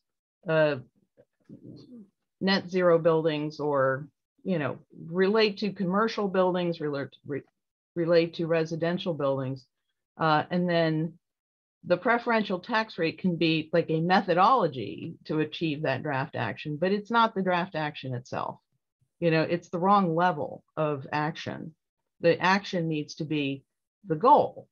Reduce energy use in existing buildings. Honestly, it's a draft pathway, but you need to have a more specific one, and then the metric needs to come after that, and then the really specific methodologies for achieving that can be even hidden until you get into that part of the discussion.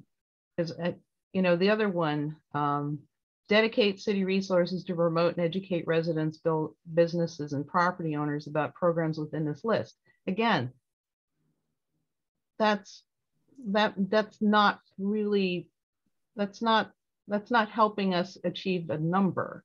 That's just a methodology. That's not I don't know if I'm adequately expressing this, but it's just, I've had an issue with the way this spreadsheet is supposed to work. because I don't think it's really kind of bridging the gap between data and action.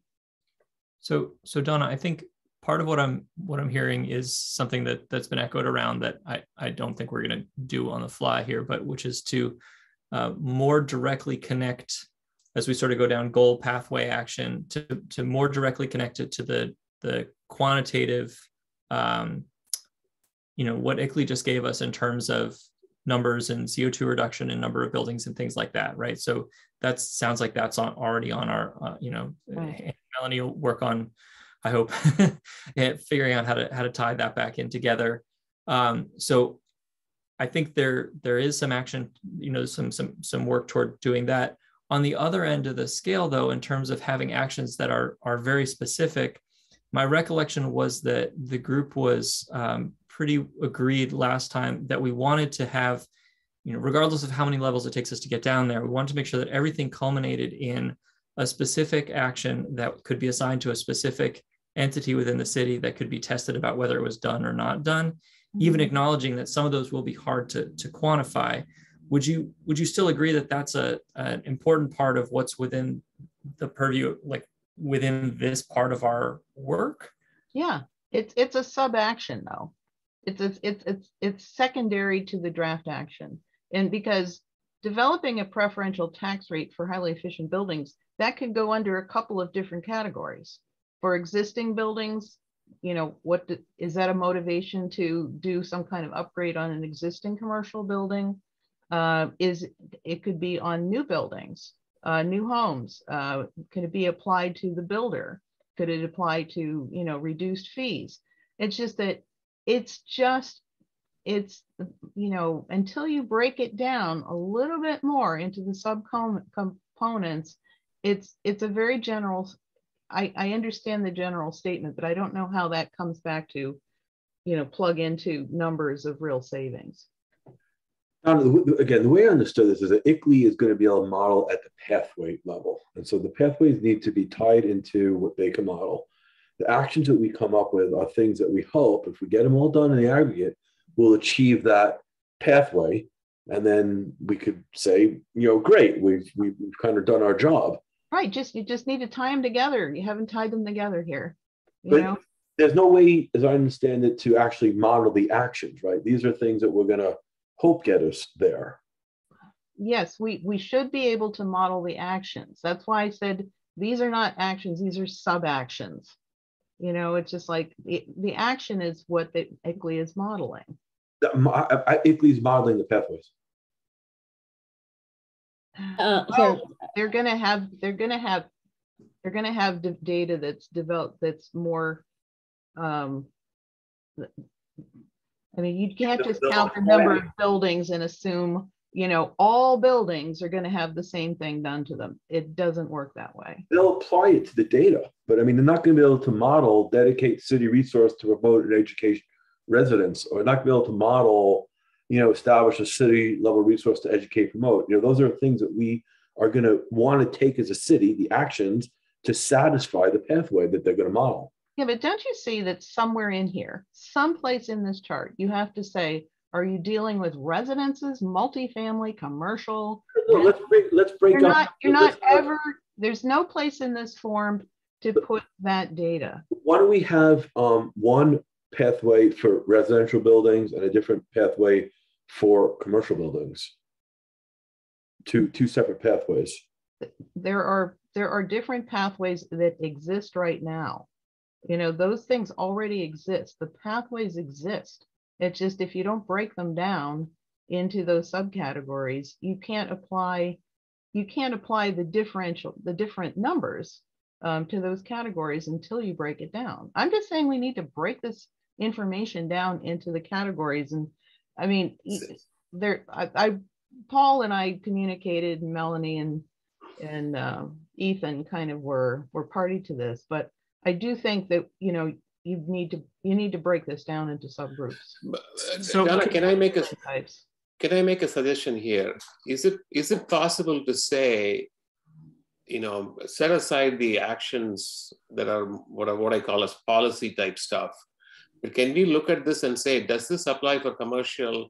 Does this apply for residential? does this apply for residential multifamily? Can we have that high level of categorization and captured for now? I realize that we don't have the data, but I hear you. Some of them may not apply to all the three categories. I think you're wanting to see that categorization, but I think it can be simple.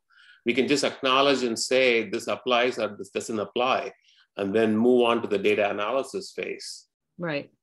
And it can be in the draft pathway. You can just say reduce energy use in existing single family homes, reduce it in buildings. And then, you know, because I think it can be done easily. It's just that every time, you know, it just hasn't been done. Okay, so with that change, are you satisfied, Donna, that we can effectively start to evaluate the actions? Yeah, if we can categorize the actions, yeah. Okay. By building type. I just want to ask. I would like to. We don't have much time left to actually look at the content of the actions that are in here. I do want to check in, Darlene and Bill. I know you haven't had a chance to squeeze much in edgewise. I just want to make sure that before we move on from the sort of structural question into the content question, that I give you a chance if you have any comments or concerns that you have a chance to voice them. I'm fine with the way things are going. Thanks for asking, Ethan. Okay. Ethan, I think we've got to punch through the actions tonight, no matter how long it takes. We can't drag buildings and thermal into the next meeting.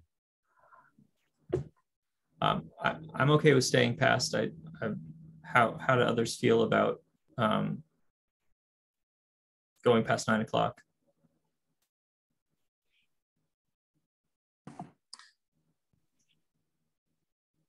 Just a reminder for folks, this is not the last bite at the apple. This is the get it out there so that there can be some evaluation of it through the tools, and so that there can be public comment on it. There will be a second bite at this apple in terms of the actions. So, you know, I guess I'd say if there's anything big missing or anything that feels very wrong, to flag it now. But otherwise, if you're feeling, you know, 85% good about what's in here with the discussion that you've just had, then, you know, maybe you're able to accept where you're at. The one big one for me, Paul, it's not as clear as I'd like it to be, is to kind of ensure, you know, no new buildings are constructed with fossil fuel infrastructure. And I know we say, you know, kind of ensure a city has authority to regulate, but I think we should just be really clear on that point. So certainly it was built into the science-based targets that we just saw. Sure Assumes all the new buildings were 100% electric. And between now and 2030, that's a far cry from what business as usual will get us to. So I think if that's important to us, it should be explicit. So you're saying has the authority to and then does? Yeah. Well, yeah. I mean, I don't know. You need to say has the authority. I would just say as a separate point, you know, prohibit fossil fuel infrastructure from new buildings. And then one of the, you know, implementation tasks is to figure out how to get that done. No, I agree that it's what we should do and not necessarily how, because Exactly.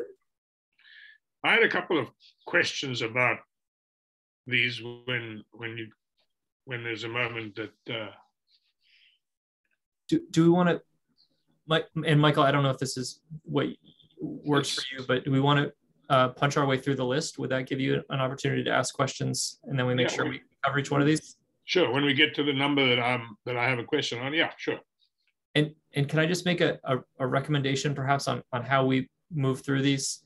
So one thing it sounds like we need to look at is, do we think that this is articulate, that each one of these actions that we look at is articulated, like that we're confident that we all know what it means and we're comfortable that it's good enough, acknowledging that Melanie and Ann are going to continue to refine the language and make everything aligned and blah, blah, blah, right? That some of the like, sort of administrative stuff we don't have to tackle as a group. So make sure that we're good on the line, like generally good on what it means. And then I would maybe recommend that we try to just assign each one maybe like a high, low priority, not get into a whole ranking of all of them, but just say like, this is super important, this is less important. maybe just into those two buckets? Does that feel like something that would be helpful toward Well, why do you want to take that step now? Like, what's that going to achieve? Well, actually, maybe I'll ask. I thought part of our task here was to winnow the list down to something small enough that CCRPC could do some quantitative assessment of that. Is this list already, Melanie, is this list already at the size that you could do quantitative assessment on all of them and we don't need to further winnow?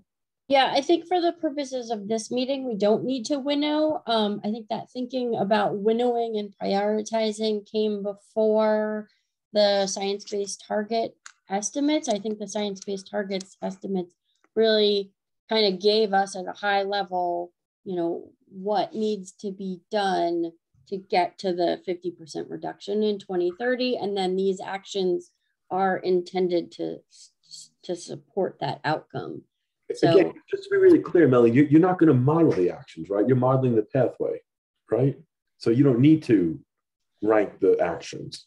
Right, that's correct. There's no way to model the actions specifically in a numeric way. What ends up happening in a model is coming up with some kind of assumption that models the outcome the action would do, like that 6% of existing buildings being electrified. That is the outcome that the city would realize if, a building code was established to require existing buildings to become electrified, for example. And that's the thing that's going to require some subjectivity, right? Which is, I think we talked about last time, like if we take all these actions, what's the likelihood we'd hit the pathway? And that's kind of like, we should be honest with ourselves, but we probably won't be able to model that. Yeah, the model, to the best of my knowledge, doesn't allow you to look at likelihood. I mean, you could do like worst case and best case scenario, where like 6% is best case scenario and worst case scenario is 15%. So that's how you can kind of get at that likelihood aspect. Yeah.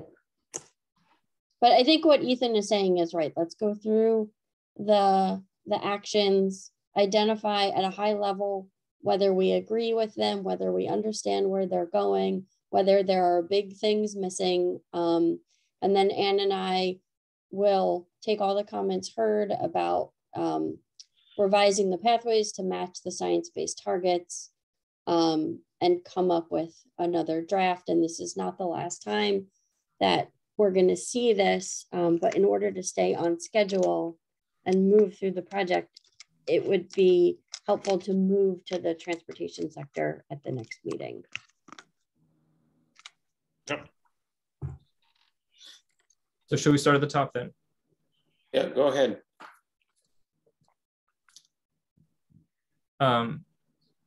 So I guess, do people have questions about what this is or recommendations about how to make it clearer? My understanding, again, since I mentioned that the Energy Committee and VGS has started to talk about this, is that since VGS is responsible for thermal efficiency program for most of South Burlington, that they are trying to improve their targeting. And the way I'm reading this, the city would help support VGS in that effort by providing as much data as we have available. And that's pretty much the extent of this action as I see it. Other perspectives on what this is or should be? As I look at it, I see three components here. The first component is really the city needs to have a policy and program to increase efficiency in the buildings, in residential. This is specific to residential buildings. And then you have to go through a process. Maybe VGS is the enabler who's going to provide the data and do the scoping work and identify the least efficient residential owner-occupied buildings in the city. To me, that's a specific output that needs to come out of that scoping exercise. And then the city can say, okay, once we identify it, this is our vision for addressing it going forward. So I see the breakup of the action in three different components. The first one is the city needs to develop a policy to increase the efficiency in buildings. The second is we need to identify the opportunity. The way we are going to do that is use the VGS capability. So, Srini, when you say develop a policy, is this a regulatory issue? Or is it just a policy that people may or may not follow? Does it have teeth, in other words? No, the city is going to have a policy that says we are going to increase energy efficiency in buildings. It's a policy. And then comes the how? Yeah, and then I'm saying that you have to do the scoping work to identify the opportunity. That's what the identify the least efficient residential owner building says. And then you have to have means or resources for making that happen. And that's where the VGS comes into play. So making it happen will require some kind of enforcement or regulation. Otherwise it won't happen. Or funding. No, it's still a scoping activity, right? You're just identifying the opportunity here. We are not saying that you have to go address it.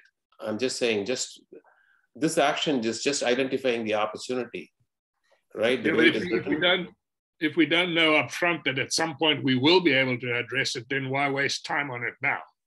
Can I ask this question in a different way, maybe? Because, so going back to the comment I made before about the city's unique role, we've got VGS, Efficiency Vermont, CVOEO, at the very least, who are all already running programs that cover overlapping parts of South Burlington. They have funding, they have staff, they have marketing, they have measurements. Can we be more focused in this one? I mean, unless we want to get in there and compete with them and have a fourth program running at the same time, which is kind of a crazy thing to do. Can we try to articulate what we see South Burlington's role being in helping to make that effort more successful? Well, we can say identify and or publicize. I mean, if there's data to leverage, we're not going to duplicate it, right? But this is a point about getting the information out there, right? Actually, I understand what Ethan's saying, and I agree with him that you're just missing a little bit in this draft action. You have to say, identifying the buildings, enrolling them in the programs, enrolling them in the ensuring that they enroll in the existing program, because the draft action itself has to result in the draft pathway. If everything you do in the draft action does not result in the draft pathway, then you have to change it so that it does. And I think it has to be, it has to be very clear that draft action, it has to include all steps that get you to the draft pathway. Yeah, to me, Donna, the way I think about it is the policy needs to specify what's going to happen.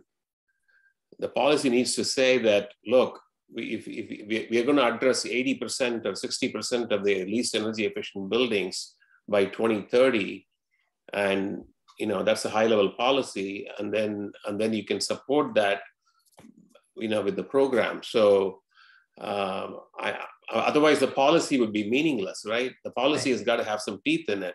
Right. The policy itself and just doing those draft actions will not get you to column F, and you just have to word it that way, and ensure that you're thinking about all the pieces that get you there. Don, isn't that a separate action though? I mean, identify and publicize. That itself will incent people to kind of do the right thing. And then the separate action is, develop a program to enroll the least efficient in, some program. I think we can break those out efficiently. Well, you can have them as separate line items, but it's still all part of 21. It's just like you can't. It's just simple. It's just making it simpler. If the draft action, like you have some, well, as we go down through these, if that draft action does not result in the draft pathway, then there's a problem with it. It shouldn't be there if it doesn't result in the draft pathway.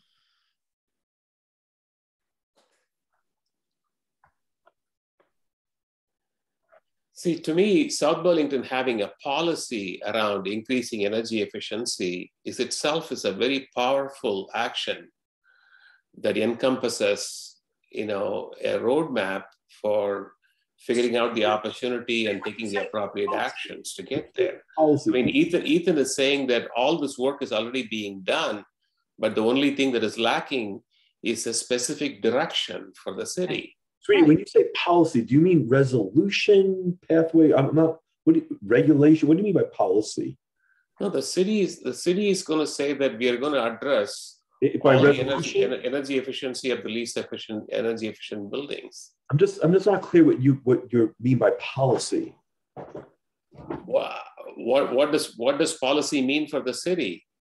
Well, by resolution, cities. It's an intent. It's an intent with a scope of specific deliverables. That's what policy usually does. Well, so the city passed the Climate Action Plan resolution and has a Paris Climate Accord resolution and has an energy efficiency resolution, which folded into the goals and pathways that that we're working with here.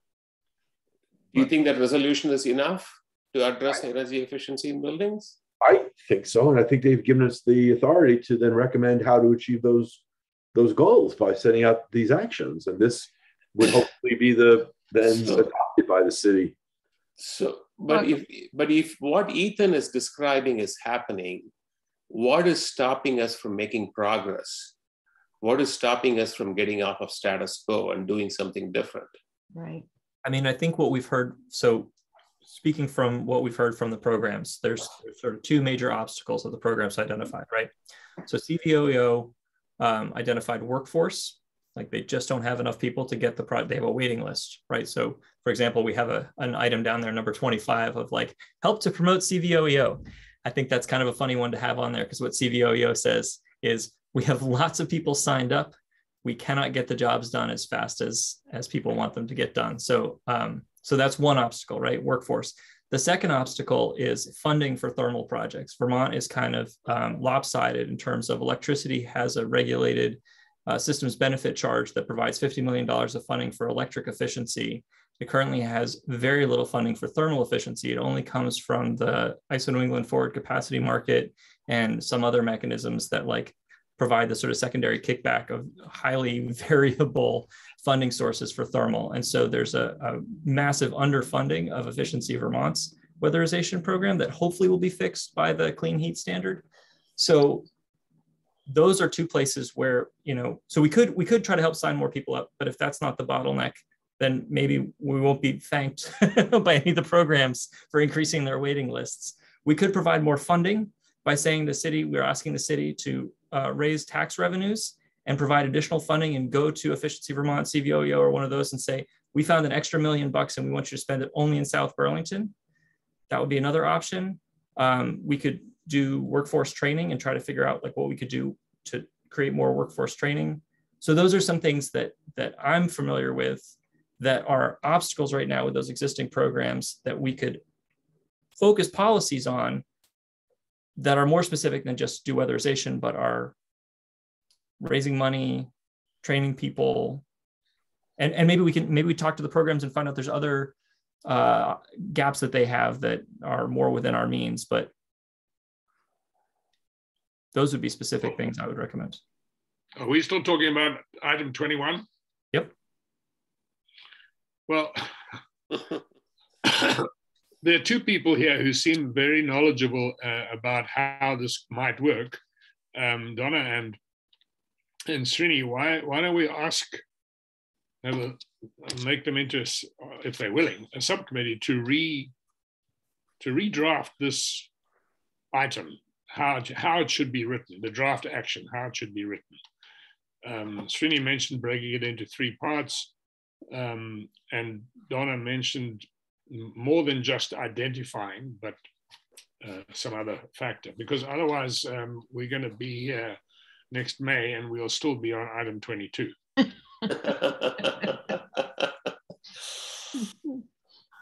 Yeah, I think I'm happy to work on this some more. I'd love to work on it with Srini and kind of, really make this work a little bit.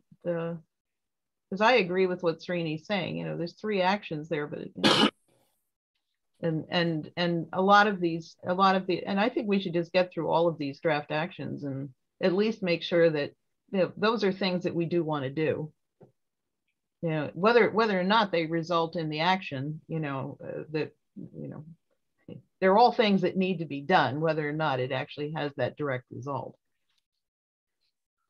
Mm-hmm.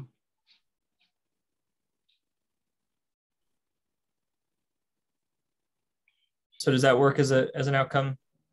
You two will redraft that. I think we should try and finish this in the next 20 minutes and not belabor this some more. I mean, if we should add whatever actions Donna or Srini think we need to add as more actions here. This, I mean, 21 is drafted to accomplish a particular purpose, and we should add or enroll the least efficient in whatever program we think we need to enroll them in, and move on. Right. Oh, I agree. I agree that you can add a couple of words to that and make it work. Let's just add it. Let's just do it. Yeah.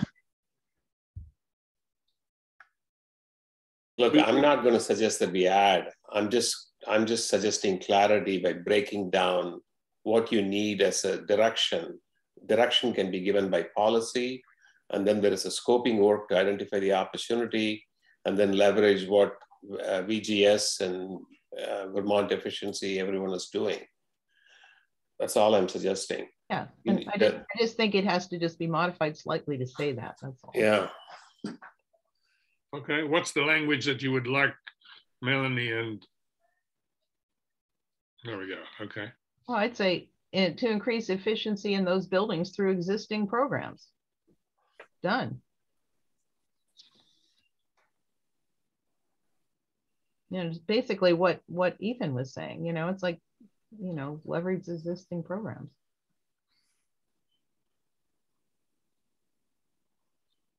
Good. Can we move on to 22? Please. Please.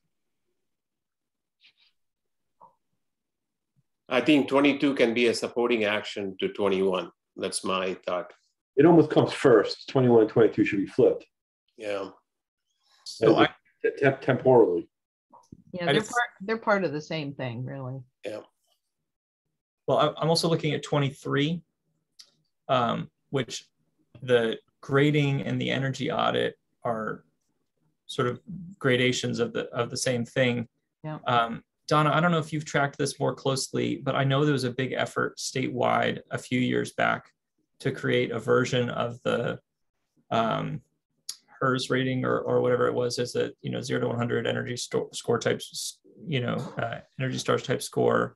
And there was a Vermont specific version of it, and Efficiency Vermont and a bunch of others were trying to work to get it into the real estate systems and trained a bunch of auditors. In fact, I think Keith Epstein supported that for a while and did some of those audits. So do you know if that's still going on, or do others on the call know if that's still happening? I do not know. Yeah. So, Anne, can we adopt the Montpelier ordinance to require energy audits on sale? So the difference with the Montpelier ordinance is that it doesn't require an audit. It just requires disclosure by the owner. And it uses this national system for disclosure. Well, the process that they went through was just an ordinance process to do this. So my 2 cents on this is that, I don't know the relative impacts of an audit versus an energy disclosure. I would say that an energy disclosure, in terms of actions that the city could realistically accomplish in the next, short period of time, is a lot easier than developing an audit requirement. That's going to be a big, big lift. Yeah. Yep. We could say, immediately require disclosure and work on requiring an energy audit, right? I mean, yeah. My concern about the disclosure is if you see something the day before you go to sign the papers that says it uses 700 34 kilowatt hours per year, you know, what is that? Or 7,000, you know, like that doesn't mean anything to most people. Behavior, Ethan, but I mean, it's better than not having the disclosure. Well, I mean, it's arguable. I don't know. I signed a lot of stuff when I bought this house, and like, I didn't even read most of it, right? You know, it was all being disclosed to me, and something was about smoke detectors, and yeah, it didn't change my decision to buy the house because it all happened after I'd already committed. Well, maybe this comes to a comment from earlier, and that we don't, necessarily need to take on tonight, but prioritizing later. I guess, as I look through this list, there is a huge amount of things for the city to do. Developing an audit program is one of the biggest on that entire list in terms of workload. Whether that one has the highest return on investment compared with some of the other ones, I don't know. Yeah. So I think that's where I'm at. It's not that I don't agree that it's a really useful one. It's just doing that and requiring all new development to be off fossil fuels and all the other things. I mean, it would take a legion of 12 staff people to do all that. But if it exists, right, at the statewide level, we just need to say it's required to follow the standard that's already been created. Yeah. So, or which. And the other thing is that whole measure might not reduce energy usage one bit. It could lead to one of the other actions. Yeah. When somebody's buying a house, but in and of itself, it doesn't save anything. Yeah.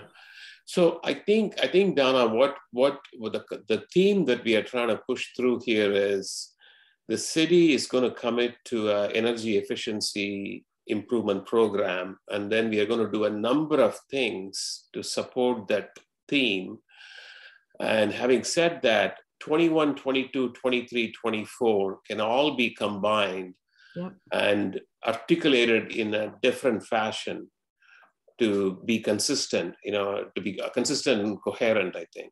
Yes. They all support each other, 21, 22, 23, and 24. Yep. Agreed. Put them together.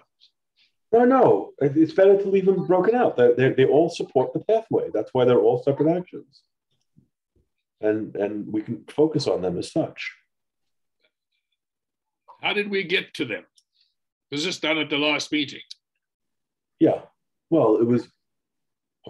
No, basically, Melanie and Ann kind of put this together based on all of our comments. So none of us really created this. It's just kind of a compilation of a lot of different ideas. All we need to do now is make sure that it works toward the ultimate goal. Well, but if it is what you all wanted Melanie and company to do, then why are we fiddling with it? Well, we're not going to eliminate them. They'll still be there. They'll still be, actions. But they're all actions that lead to the same. Yeah. But Michael, we have to acknowledge that since we put this together, we didn't know that ICELU was going to come and give us a perspective that would challenge our original thinking. So, I mean, that's what is going on here. The perspective that they gave us is forcing us to, figure out how it ties in to the actual reduction goals. Yeah, I don't see what they did as challenging us. I think what they did is just kind of clarify and complement. I mean, all these actions support the pathway. Yeah. And true, you're not going to know exactly how much energy you save by reading disclosure, but I can tell you when I bought my home, I looked at those energy disclosures really carefully. And people do. You're not going to be able to model that, but it's important. We're not saying it's not important. We're just saying that, can you identify how much energy you saved based on your reading that disclosure? No, you're not going to be able to do that. Okay, so that's all we're saying, that, it's like, it's one thing, it's an important thing. We're not taking it away. We're just saying that, you can't model that one thing. So why have it as a separate line item if you can't model it? You can't model any of these actions. What you're modeling is the pathway. Yes, you definitely can. Surely the metrics are something that is the next step. The metrics aren't all directly tied to energy savings necessarily. So just to clarify, disclosures and audits and things like that aren't intended to save energy in and of themselves. They're solving the problem that if you invest in an energy saving action that won't necessarily pay back within your ownership of the house, right? I do something that's going to save energy over 15 or 20 years to pay back, but I leave the house in 5 or 10 years. But I don't recognize any benefit in terms of having a higher resale value on the house, then it's a losing proposition for me to invest in energy efficiency unless I know that I'm going to stay here for 15 years, which is very uncommon in the US. And so the purpose of these disclosures and audits and other information around time of sale is to try to reduce the risk to homeowners to invest in energy efficiency. So it's absolutely a multi-step relationship to actual energy efficiency. And if we think everything's going to be done through on-bill finance or something else like that, then it's kind of irrelevant. PACE was the last pipe dream in this regard that burnt out. But sorry, can we go back? I just want to make sure, because I think it's trying to create confusion. Melanie, Ann, are we modeling the actions or are we modeling the pathways?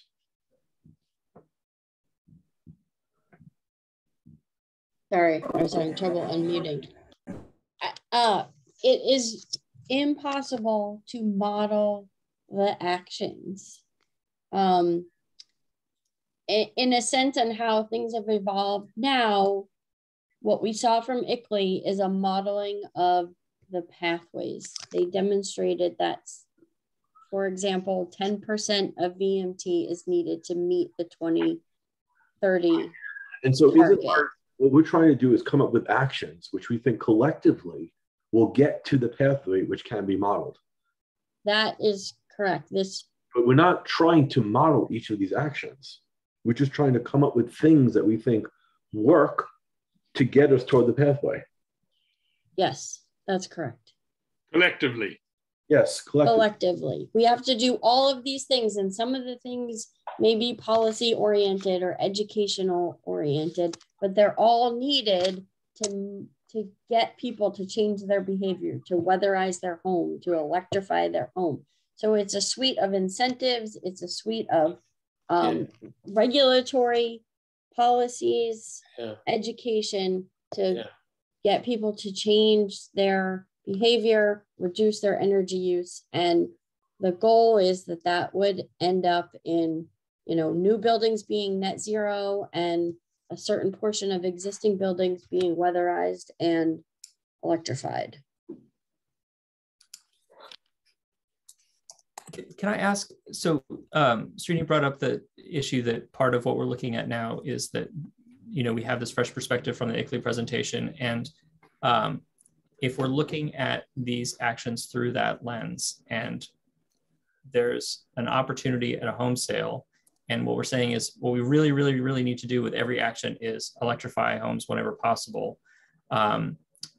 Shouldn't that be what the action is? Or maybe we can add, if we don't want to remove that one, that, and Burlington had tried to put something like this on the book for multifamily homes a number of years ago. And I don't know how successful it was, but they mandated that multifamily homes be brought up to certain energy standards at the time of sale, recognizing that at the time of sale, there's a whole bunch of money changing hands. There's a bunch of, preferential financing happening with the new mortgage, right? There's an opportunity in that transaction to finance and facilitate things. The home's empty for a period of time, all sorts of things like that, which are otherwise obstacles to making the kind of major changes that we're talking about. Is that the sort of observation we should be making, since we were just told we need to do 3 to 4 times as many electrifications and homes get sold every 5 years? You're right, Ethan. What Burlington had, what they're trying to do, I think they said that when you sell, you need to either electrify or the owner would get charged a fee. Yeah, I mean, so in Burlington, through code enforcement, that is a city department, it's outside of BED, they are able to require multifamily units be weatherized if they are exceeding a certain threshold. So, I mean, in all actuality, Burlington is able to do what they're doing because they have building codes and they have the authority to require that through their building code ordinance. Right. something time of sale would be the same, or could it be different? So that the time that my understanding is that time of sale for rental properties has evolved into what they're doing now with requiring multifamily units to be sort of brought up to a threshold of weatherization. And that's correct. Yeah. The time of sale was on the books, but it's evolved into this current program that they're administering through code enforcement. Right, and it was only for rental properties, Ethan. Acknowledged. Yep. But again, I mean, we're getting lost in the weeds now too. I mean, we're trying to recommend this here what we think should happen, right? What we think needs to happen. And I tend to agree with Ethan that it would be, I think we should recommend that on sale, systems are electrified. Otherwise, we're not going to get there. I know that there are various different rules that have to happen on sale, right? In terms of health and safety, in terms of smoke alarms, in terms of, inspections aren't mandated, but it just seems like an opportunity. And so I realize Burlington's not an exact example. I'm not saying we do exactly what Burlington used to do or is doing now. I'm just asking if that's something we should be recommending. And clearly this would need review and we'd have to figure out legal, logistical, but that's true about almost everything on this list, right?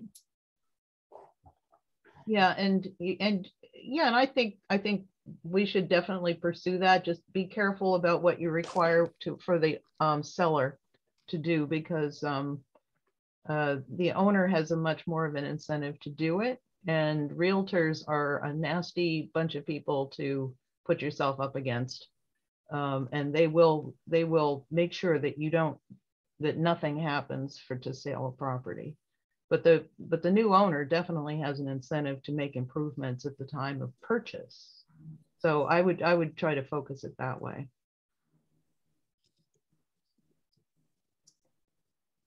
Yeah, I agree with you in terms of the dynamics. There's no deadline with the new owner. Yeah.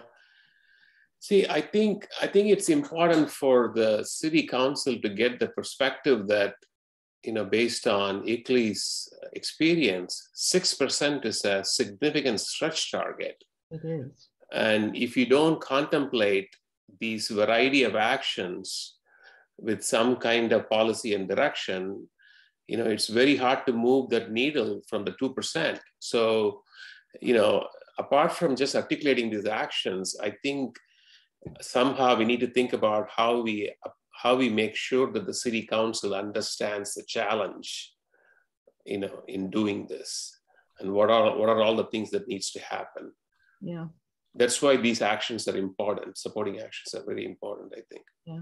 And just don't forget that the city council is going to ask the planning commission to actually do the work. Establish the policy and the regulatory framework that you're talking about. City council is not going to do it. Well, but the city council is going to have to figure out how to fund all of this stuff, which is likely a lot of resources. There's regulations, but the regulations is the first step. Yep. It's then actually implementing all that. So I think it all comes back to, this is a city policy for all of the leaders of the city, the energy committee, the planning commission, the council, the city manager, all the staff. That's, it's all, this is a overall strategy that will need to be implemented. It's not any one body. Yeah, no, I don't disagree with that, but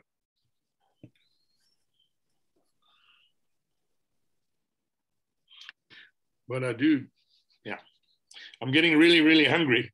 Yeah, can we move on to 25?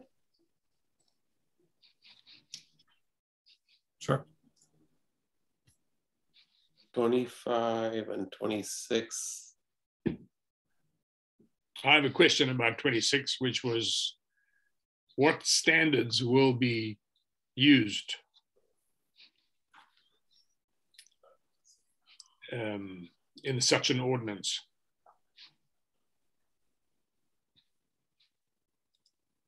The current standard that's used through Efficiency Vermont is the Home Performance with Energy Star standard. A building has to meet a certain threshold in order to qualify for their programs and incentives. And so it's HPES. That is the standard that I've seen being used in Vermont for understanding how a building is weatherized. Maybe we should add that, what standards the ordinance will use.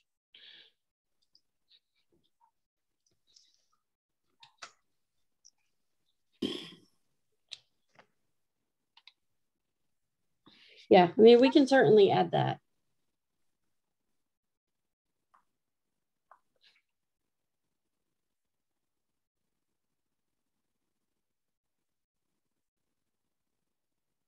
For 25, as I mentioned earlier, it seems like we might be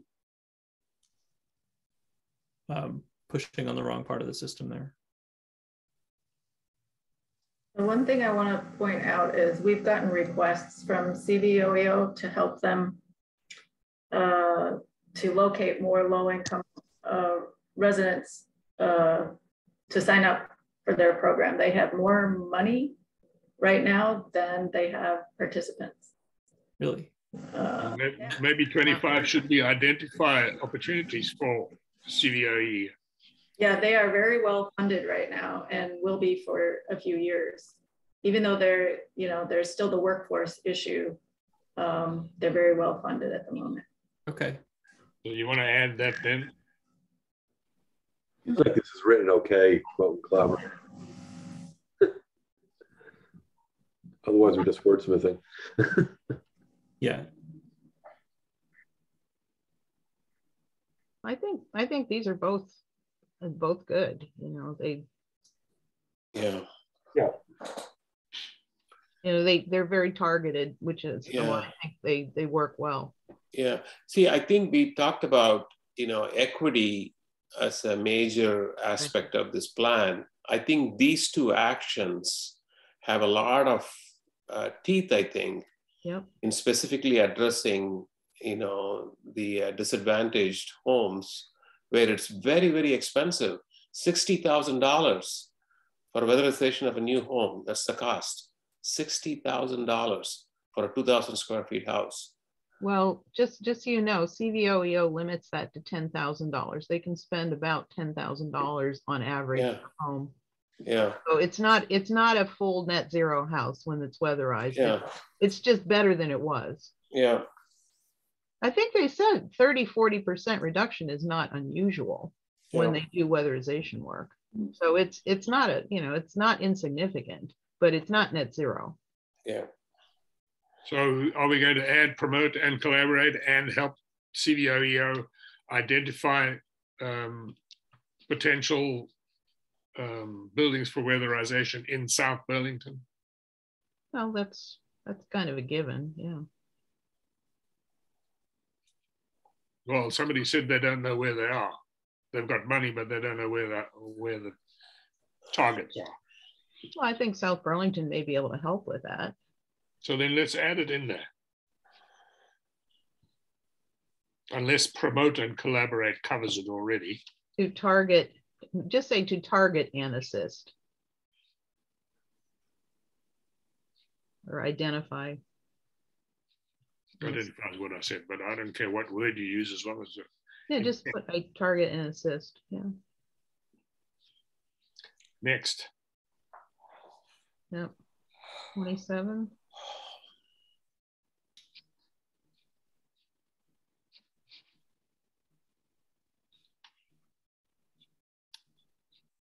Now this one's very specific to commercial buildings.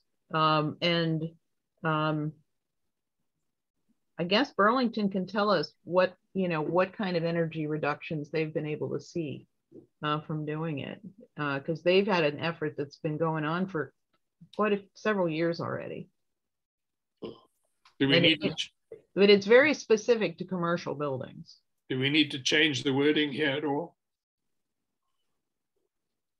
No, it says it. Program targets commercial multifamily. Right, let's move on then. No, it's fine. I think it's fine. Yeah. All right. 28. I think 28 belongs in the first four or five pathways that we said will fit together. I think 28 should be combined with that. I don't agree with that. I think when I had written 28, it wasn't for highly efficient. It was for net zero. And I mean, I don't think we want to give a preferential tax rate to highly efficient fossil fuel buildings. We want to give preferential tax rates to buildings that are no longer using fossil fuels. Highly efficient electrified buildings, I guess. Well, I don't know if it has to be efficient or not, but buildings that don't use fossil fuels. Yeah, yeah, good point, good point, yeah. I would be in favor of changing it to that. Well, I wouldn't take out highly efficient though. You know, as somebody who lived in a South Burlington apartment that was electric and highly inefficient, I would not necessarily say that that's great carbon. Look, that's fair. That's fine. Okay, that's fine. Yeah, I had a question about: is there a target for when this can be done? Should be done? Do we want to do it tomorrow, or do we want to do it in 2023? Yesterday. Beg your pardon? Yesterday. Yeah. So maybe that should be in there somewhere. That's what this task. Aren't all these the same? Yeah, I don't think we've. Like all these done yesterday, right? Aren't they revising the master plan next year or something? Maybe they could include some of these things in the master plan. I asked the question because if it's something that can be done now. It can't. We don't have the power to do this now. We'd have to get the power from the legislature. Fine, that's exactly where I'm going. Wait. There's a lot of stuff in here that we're looking at which requires action by the legislature. And that is something that the city council has to initiate.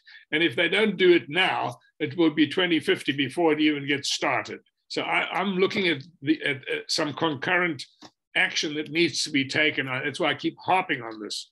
If we don't get the city off and running on this now, we won't achieve what we're trying to set out here. You're right, Michael. That's why I think it was useful. I know in one of the early iterations, we had a column for obstacles, and the obstacles would set out what are the things that needs to happen. Yep. So the city can see what needs to happen to accomplish this action. Doesn't the city set the property tax rate? Yes, but we have pretty strict limitations on like how one can where breaks can be provided and incentives. Okay. And I don't know whether this is one of them or not, but that's a follow-up item. Yeah. I mean, I suspect the other part of the research that's needed here is that someone needs to model out that if we actually accomplish the other goals, and that over the course of the next 10 years, we have 50 to 75% of the buildings in South Burlington qualifying for this. And so we reduce our property tax by 50%. Yeah, well, yeah, I mean, broadly speaking, Ethan, we basically, at least on the ed side, we have to be whole. And so if we provide a preferential program for some, then the others get a higher rate in order to meet the ed expectations, because the state won't let us have less money coming in for the ed programs. So that's one of the tricky balances in this of we're asking if 10% of homes are getting a break, then 90% are paying something extra. Look, and that's a kind of an implementation detail, right? I mean, to implement this is going to be like a lot of tricky legislation. And it'll have to be like phased out and all kinds of things.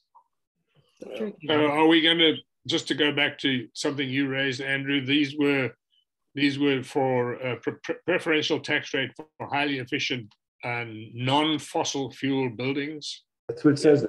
It says that now, yeah. Okay. Go to the next one. 29.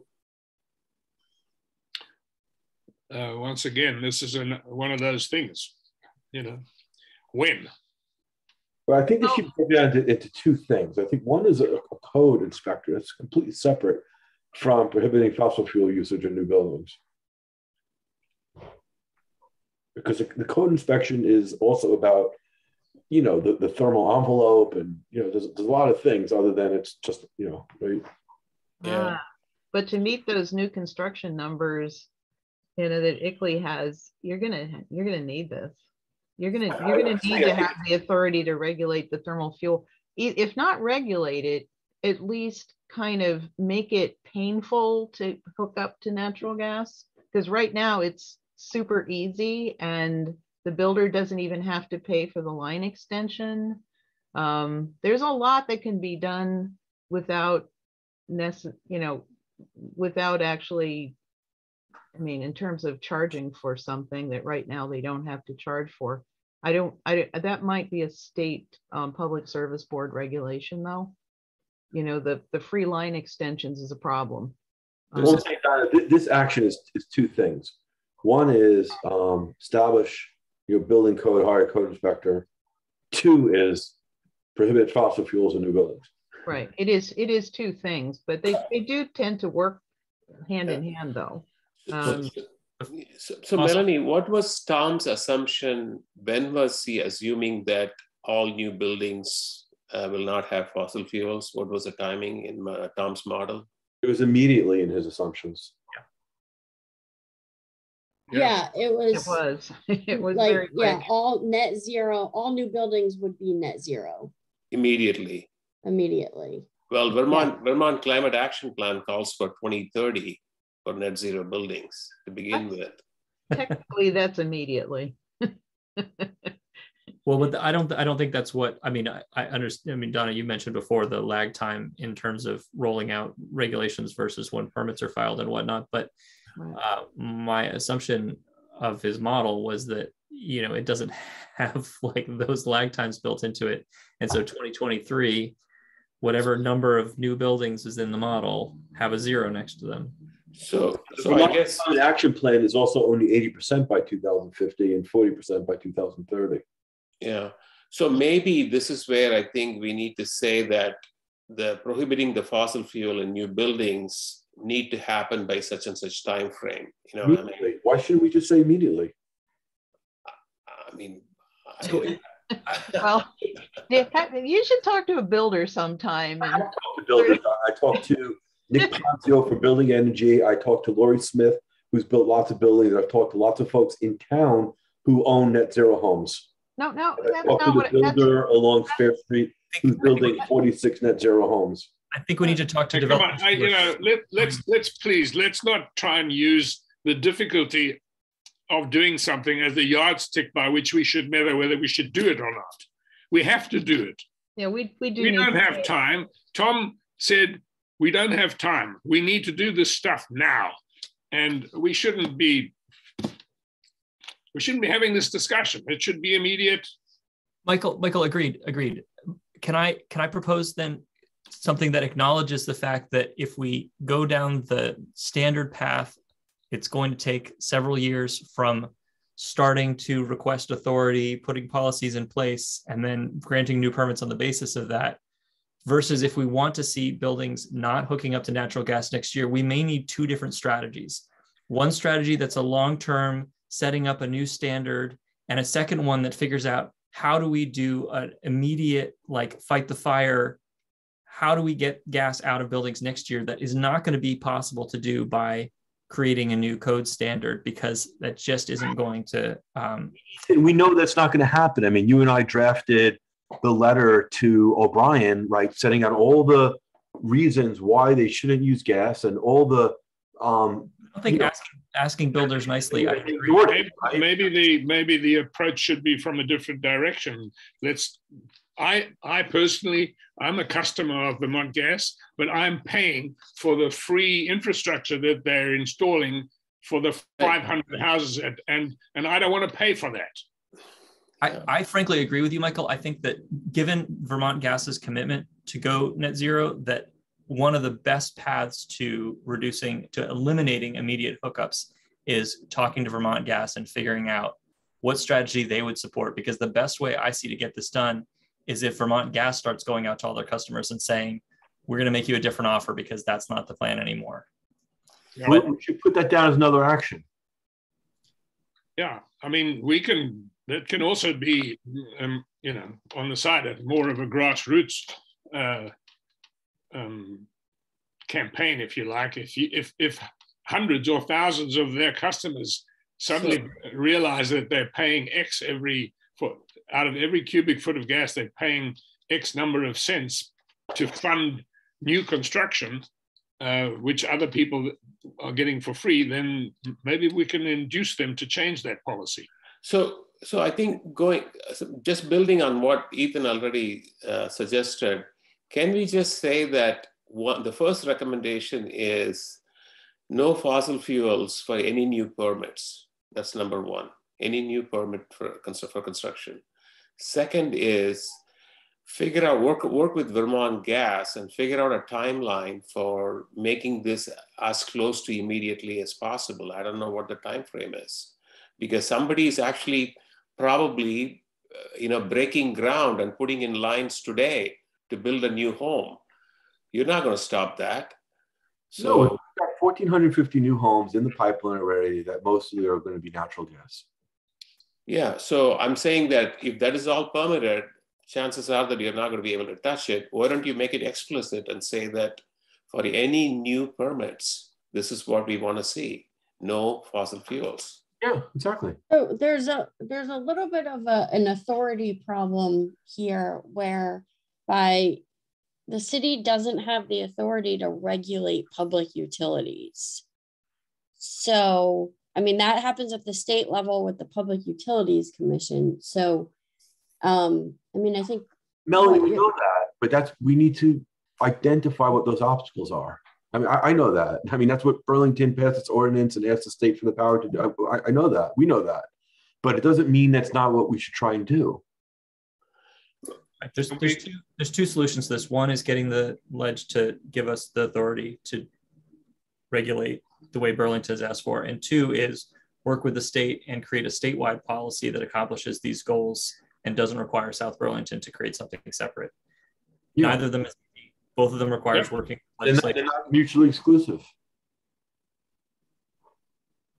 But I think as a task force, we should say that the action to support the pathway is no new fossil fuel buildings. That's all we need to say. There's lots of obstacles. But it'll be transparent then what those obstacles are. And if we think the obstacles are so severe that we can't meet the pathway, then we acknowledge we're not going to meet our goal. And at least we know where we are. And Melanie, we're not regulating a public utility. We are writing a building code. Well, yeah, I mean, yes, that is one way to regulate fossil fuel connections, and we're seeing, Burlington having the authority to do that. And, I think building codes are an important piece of this puzzle to enforce, energy efficiency and electrification. Yeah, also just to note that Vermont does have energy codes for commercial and residential buildings. There are no building codes for residential construction in the entire state of Vermont. Okay, there's a lot of stuff. There's no plumbing code. There's electrical code, but that's about it. Just so you know, there's not a whole lot of codes, and there's no infrastructure for enforcement for any of these things right now, except in Burlington and on a very limited basis in Montpelier. So that's what we want to change. There are examples of other municipalities having building codes. Colchester has building codes, so there is. I don't know that there is some precedent. We need a plumbing code, right? We're just we're asking for something pretty narrow here. Yeah, well, we have energy codes, so we don't have to adopt a new energy code. We just have to allow for the fuel selection portion of it to change. Okay, so we're probably getting too much in the weeds on this. Are we agreed that with all the challenges for implementation, this says what it needs to say and we can accept it and move on? Yes. I think it should be stronger than work to prohibit fossil fuels. I think we should say the city should prohibit fossil fuels in new buildings. And we know that has lots of challenges. That should be our recommendation. Yeah, I mean, work to is implicit in every one of these. Yeah. True. And work with VGS target. I mean, the VGS thing is a separate point, right? We know that prohibiting fossil fuels in new buildings is probably going to take time. So as a separate kind of action that coexists and is not mutually exclusive, work with VGS to try and incentivize and try and move things there before it's the law, right? I think that's a separate action. Right. I mean, we could broaden it and say, look for other stopgap. Yeah, stopgap.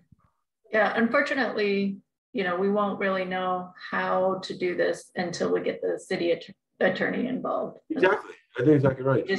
Yeah, that's the next step, but we have to create the action first. Yes. Well, and looking at the next one on the list, number 30, 30 is really part of 29, but it's like the thing that you can do now. it's like, you can do those things now to educate and promote, and you can actually start doing those things right away, but they're voluntary and it probably wouldn't have the effect that you need to meet the goals. Well, actually, why don't we just fold the VGS thing into 30? Work with building contractors and VGS. Well, so I see 30 as being a little different, right? So the way I see 29 and 30, 29 is... That's fine. So just leave 30. Let's just draft a separate action for the VGS part then. Yeah, I would support breaking the VGS or put it more generally, look for a stopgap mechanism for eliminating gas from new construction. Okay. Including VGS. But I think the way I read 30 was, so 29 was about establish a minimum and make sure that everyone passes the minimum. 30 was encourage a maximum and try to get more people to hit the maximum, right? And they are sort of two distinct things. Oh, right? I guess the way I read 30 was while we're working on 29. Yeah. Just because it says net zero and 29 isn't about net zero. Yeah, well, 30's aspirational and 29 is required. Right. Why don't we make it, well, 2030 is quite soon, I suppose, but for number 30, make it shorter. Make it 2025. If it's got no enforcement, it's all voluntary. What's the point of putting 2030 there? Well, we're changing all the pathways in any event to match up with ICLEI, right? This is not the right pathway. Okay. Okay, so if we're comfortable with 30 being its own item and we don't have other, or do people have other comments on 30? That's okay, but you're adding something about working with VGS. I thought the work with VGS, or the more generally the stopgap elimination of fossil fuels, was going to be 32. Yes. Then that's fine. 30 is fine. 31 is fine. We did it. I think that the only thing we missed is, and if you don't mind making a note, I'm assuming you're editing this. Can you put the stopgap of work with VGS or other strategies to eliminate gas from new homes before, in the time before the new construction. Right.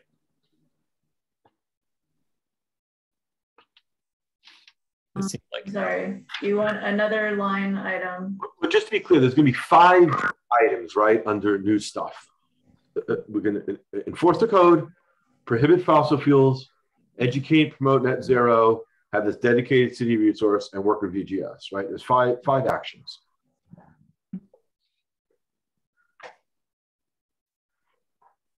Okay, so we can keep it in that box and then break it out later. That's fine. Yeah, I think that'd be easier.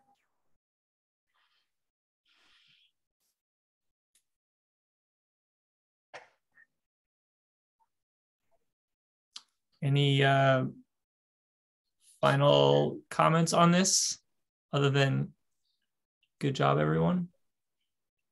Yes.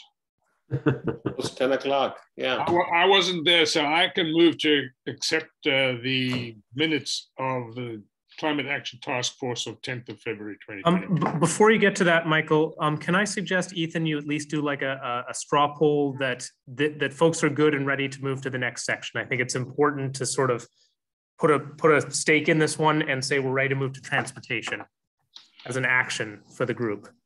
Fair enough.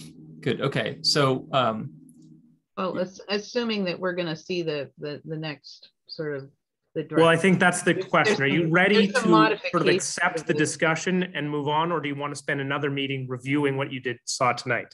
I think that's what I'm trying to get clarity on. I'm comfortable if what we discussed will be reflected. I mean, I don't know that we need. I would not suggest having another session to go through, but I wouldn't mind seeing it.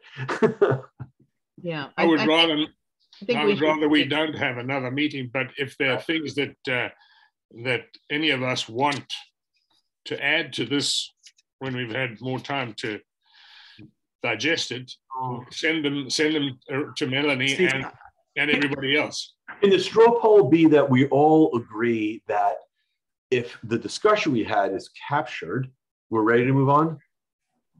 That, I mean, we're not going to add new and change and try and reformat again. Yeah. Can we all agree on that? Yeah, I think that's the spirit of what Paul is asking is, other than, editorial clarifications, that we've reached the point where we've passed this phase. We will come back to this with the implementation plan, and after public feedback and things like that, there'll be, another round. But yeah.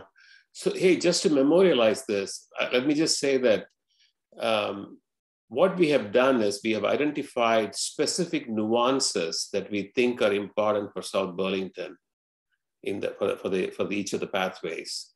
Now, how it ends up in a climate action plan document with the right context and background and all that, I think you will get a better appreciation if you look at a couple of good climate action plans. I think the nuances are very, very important. That's what all the climate action plans are focusing on, just not the targets, but the nuances of making it happen. So.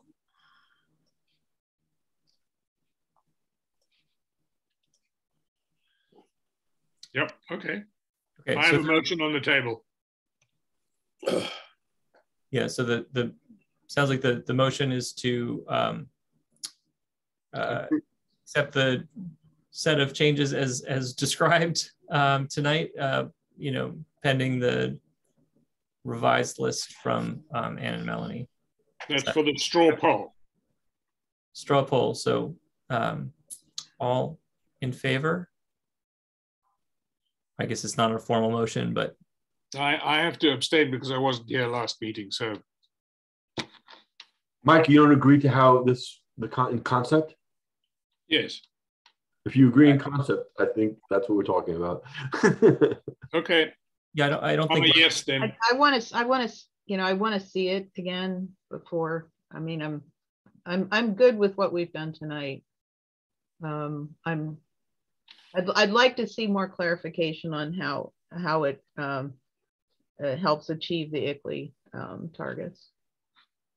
Yeah, so what we heard tonight, we will take back and revise this. And so it's just helpful to hear whether you guys agree with the direction the actions are going with the revisions discussed at this meeting, so that we can move on to the next sector. And I think the ones where we've talked about, where several like 21 through 24 are basically all part of the same thing.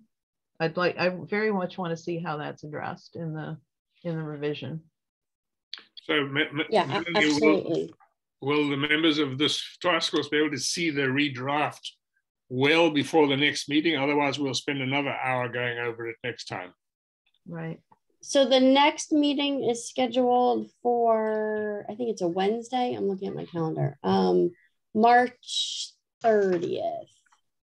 Can I ask this question? Paul, you mentioned that this is going to go out to the public. So what's the timing for that?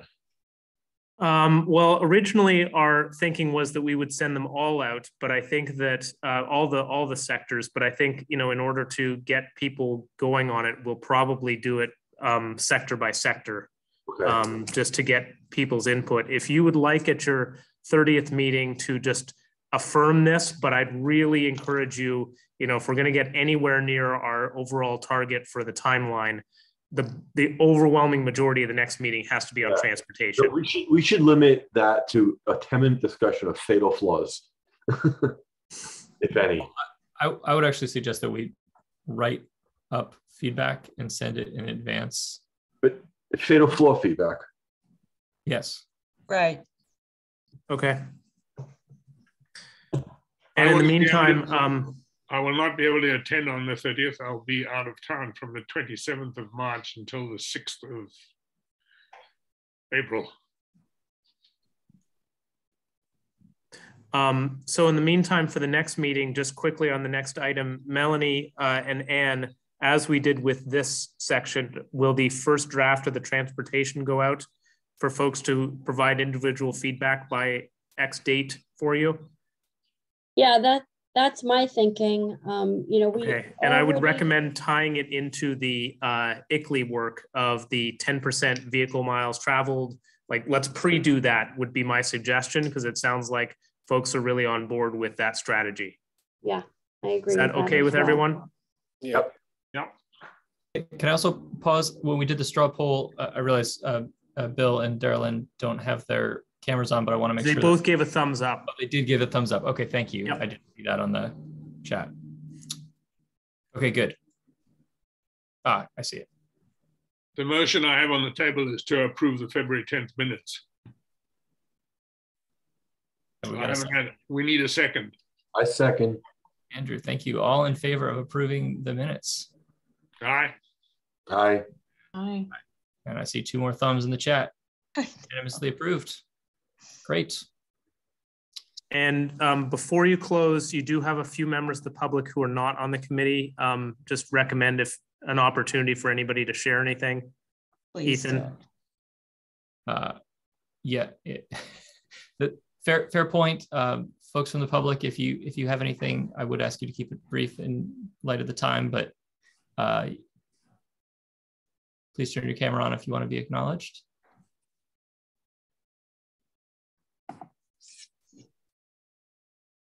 All I want to do is thank you for all of your time and effort you're putting into this, and to echo something that I heard Michael say about not letting what you can't do stop you, or what the regulations are currently, or what you think the obstacles will be, stop you from at least proposing ideas, because nothing's going to happen if you're not bold in taking risky action. So that's from me. Thanks, Roseanne.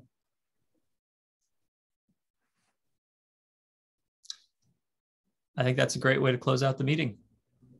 Do we have the, just a question, do we have the electrical strategies as a separate spreadsheet yet? Has it been sent to us as a separate spreadsheet yet, the electrical, or the transportation section? The old ones. It's, yeah, I mean, that is actually posted on the website, and it's in the spreadsheet. It was just those rows were hidden. So can I suggest, Anne and Melanie, that it be reformatted a little bit to include the ICLEI, and then sent out the next few days for folks to respond to by a date certain? Yeah, in an Excel spreadsheet format, so we can actually print it. Yep, just like the last one. Yeah, right. Exactly, just like the last one. This is it. Okay. Yep. Yeah. Thank you, everyone. Good night, all. Thank you. Good night. Thank you. Bye-bye.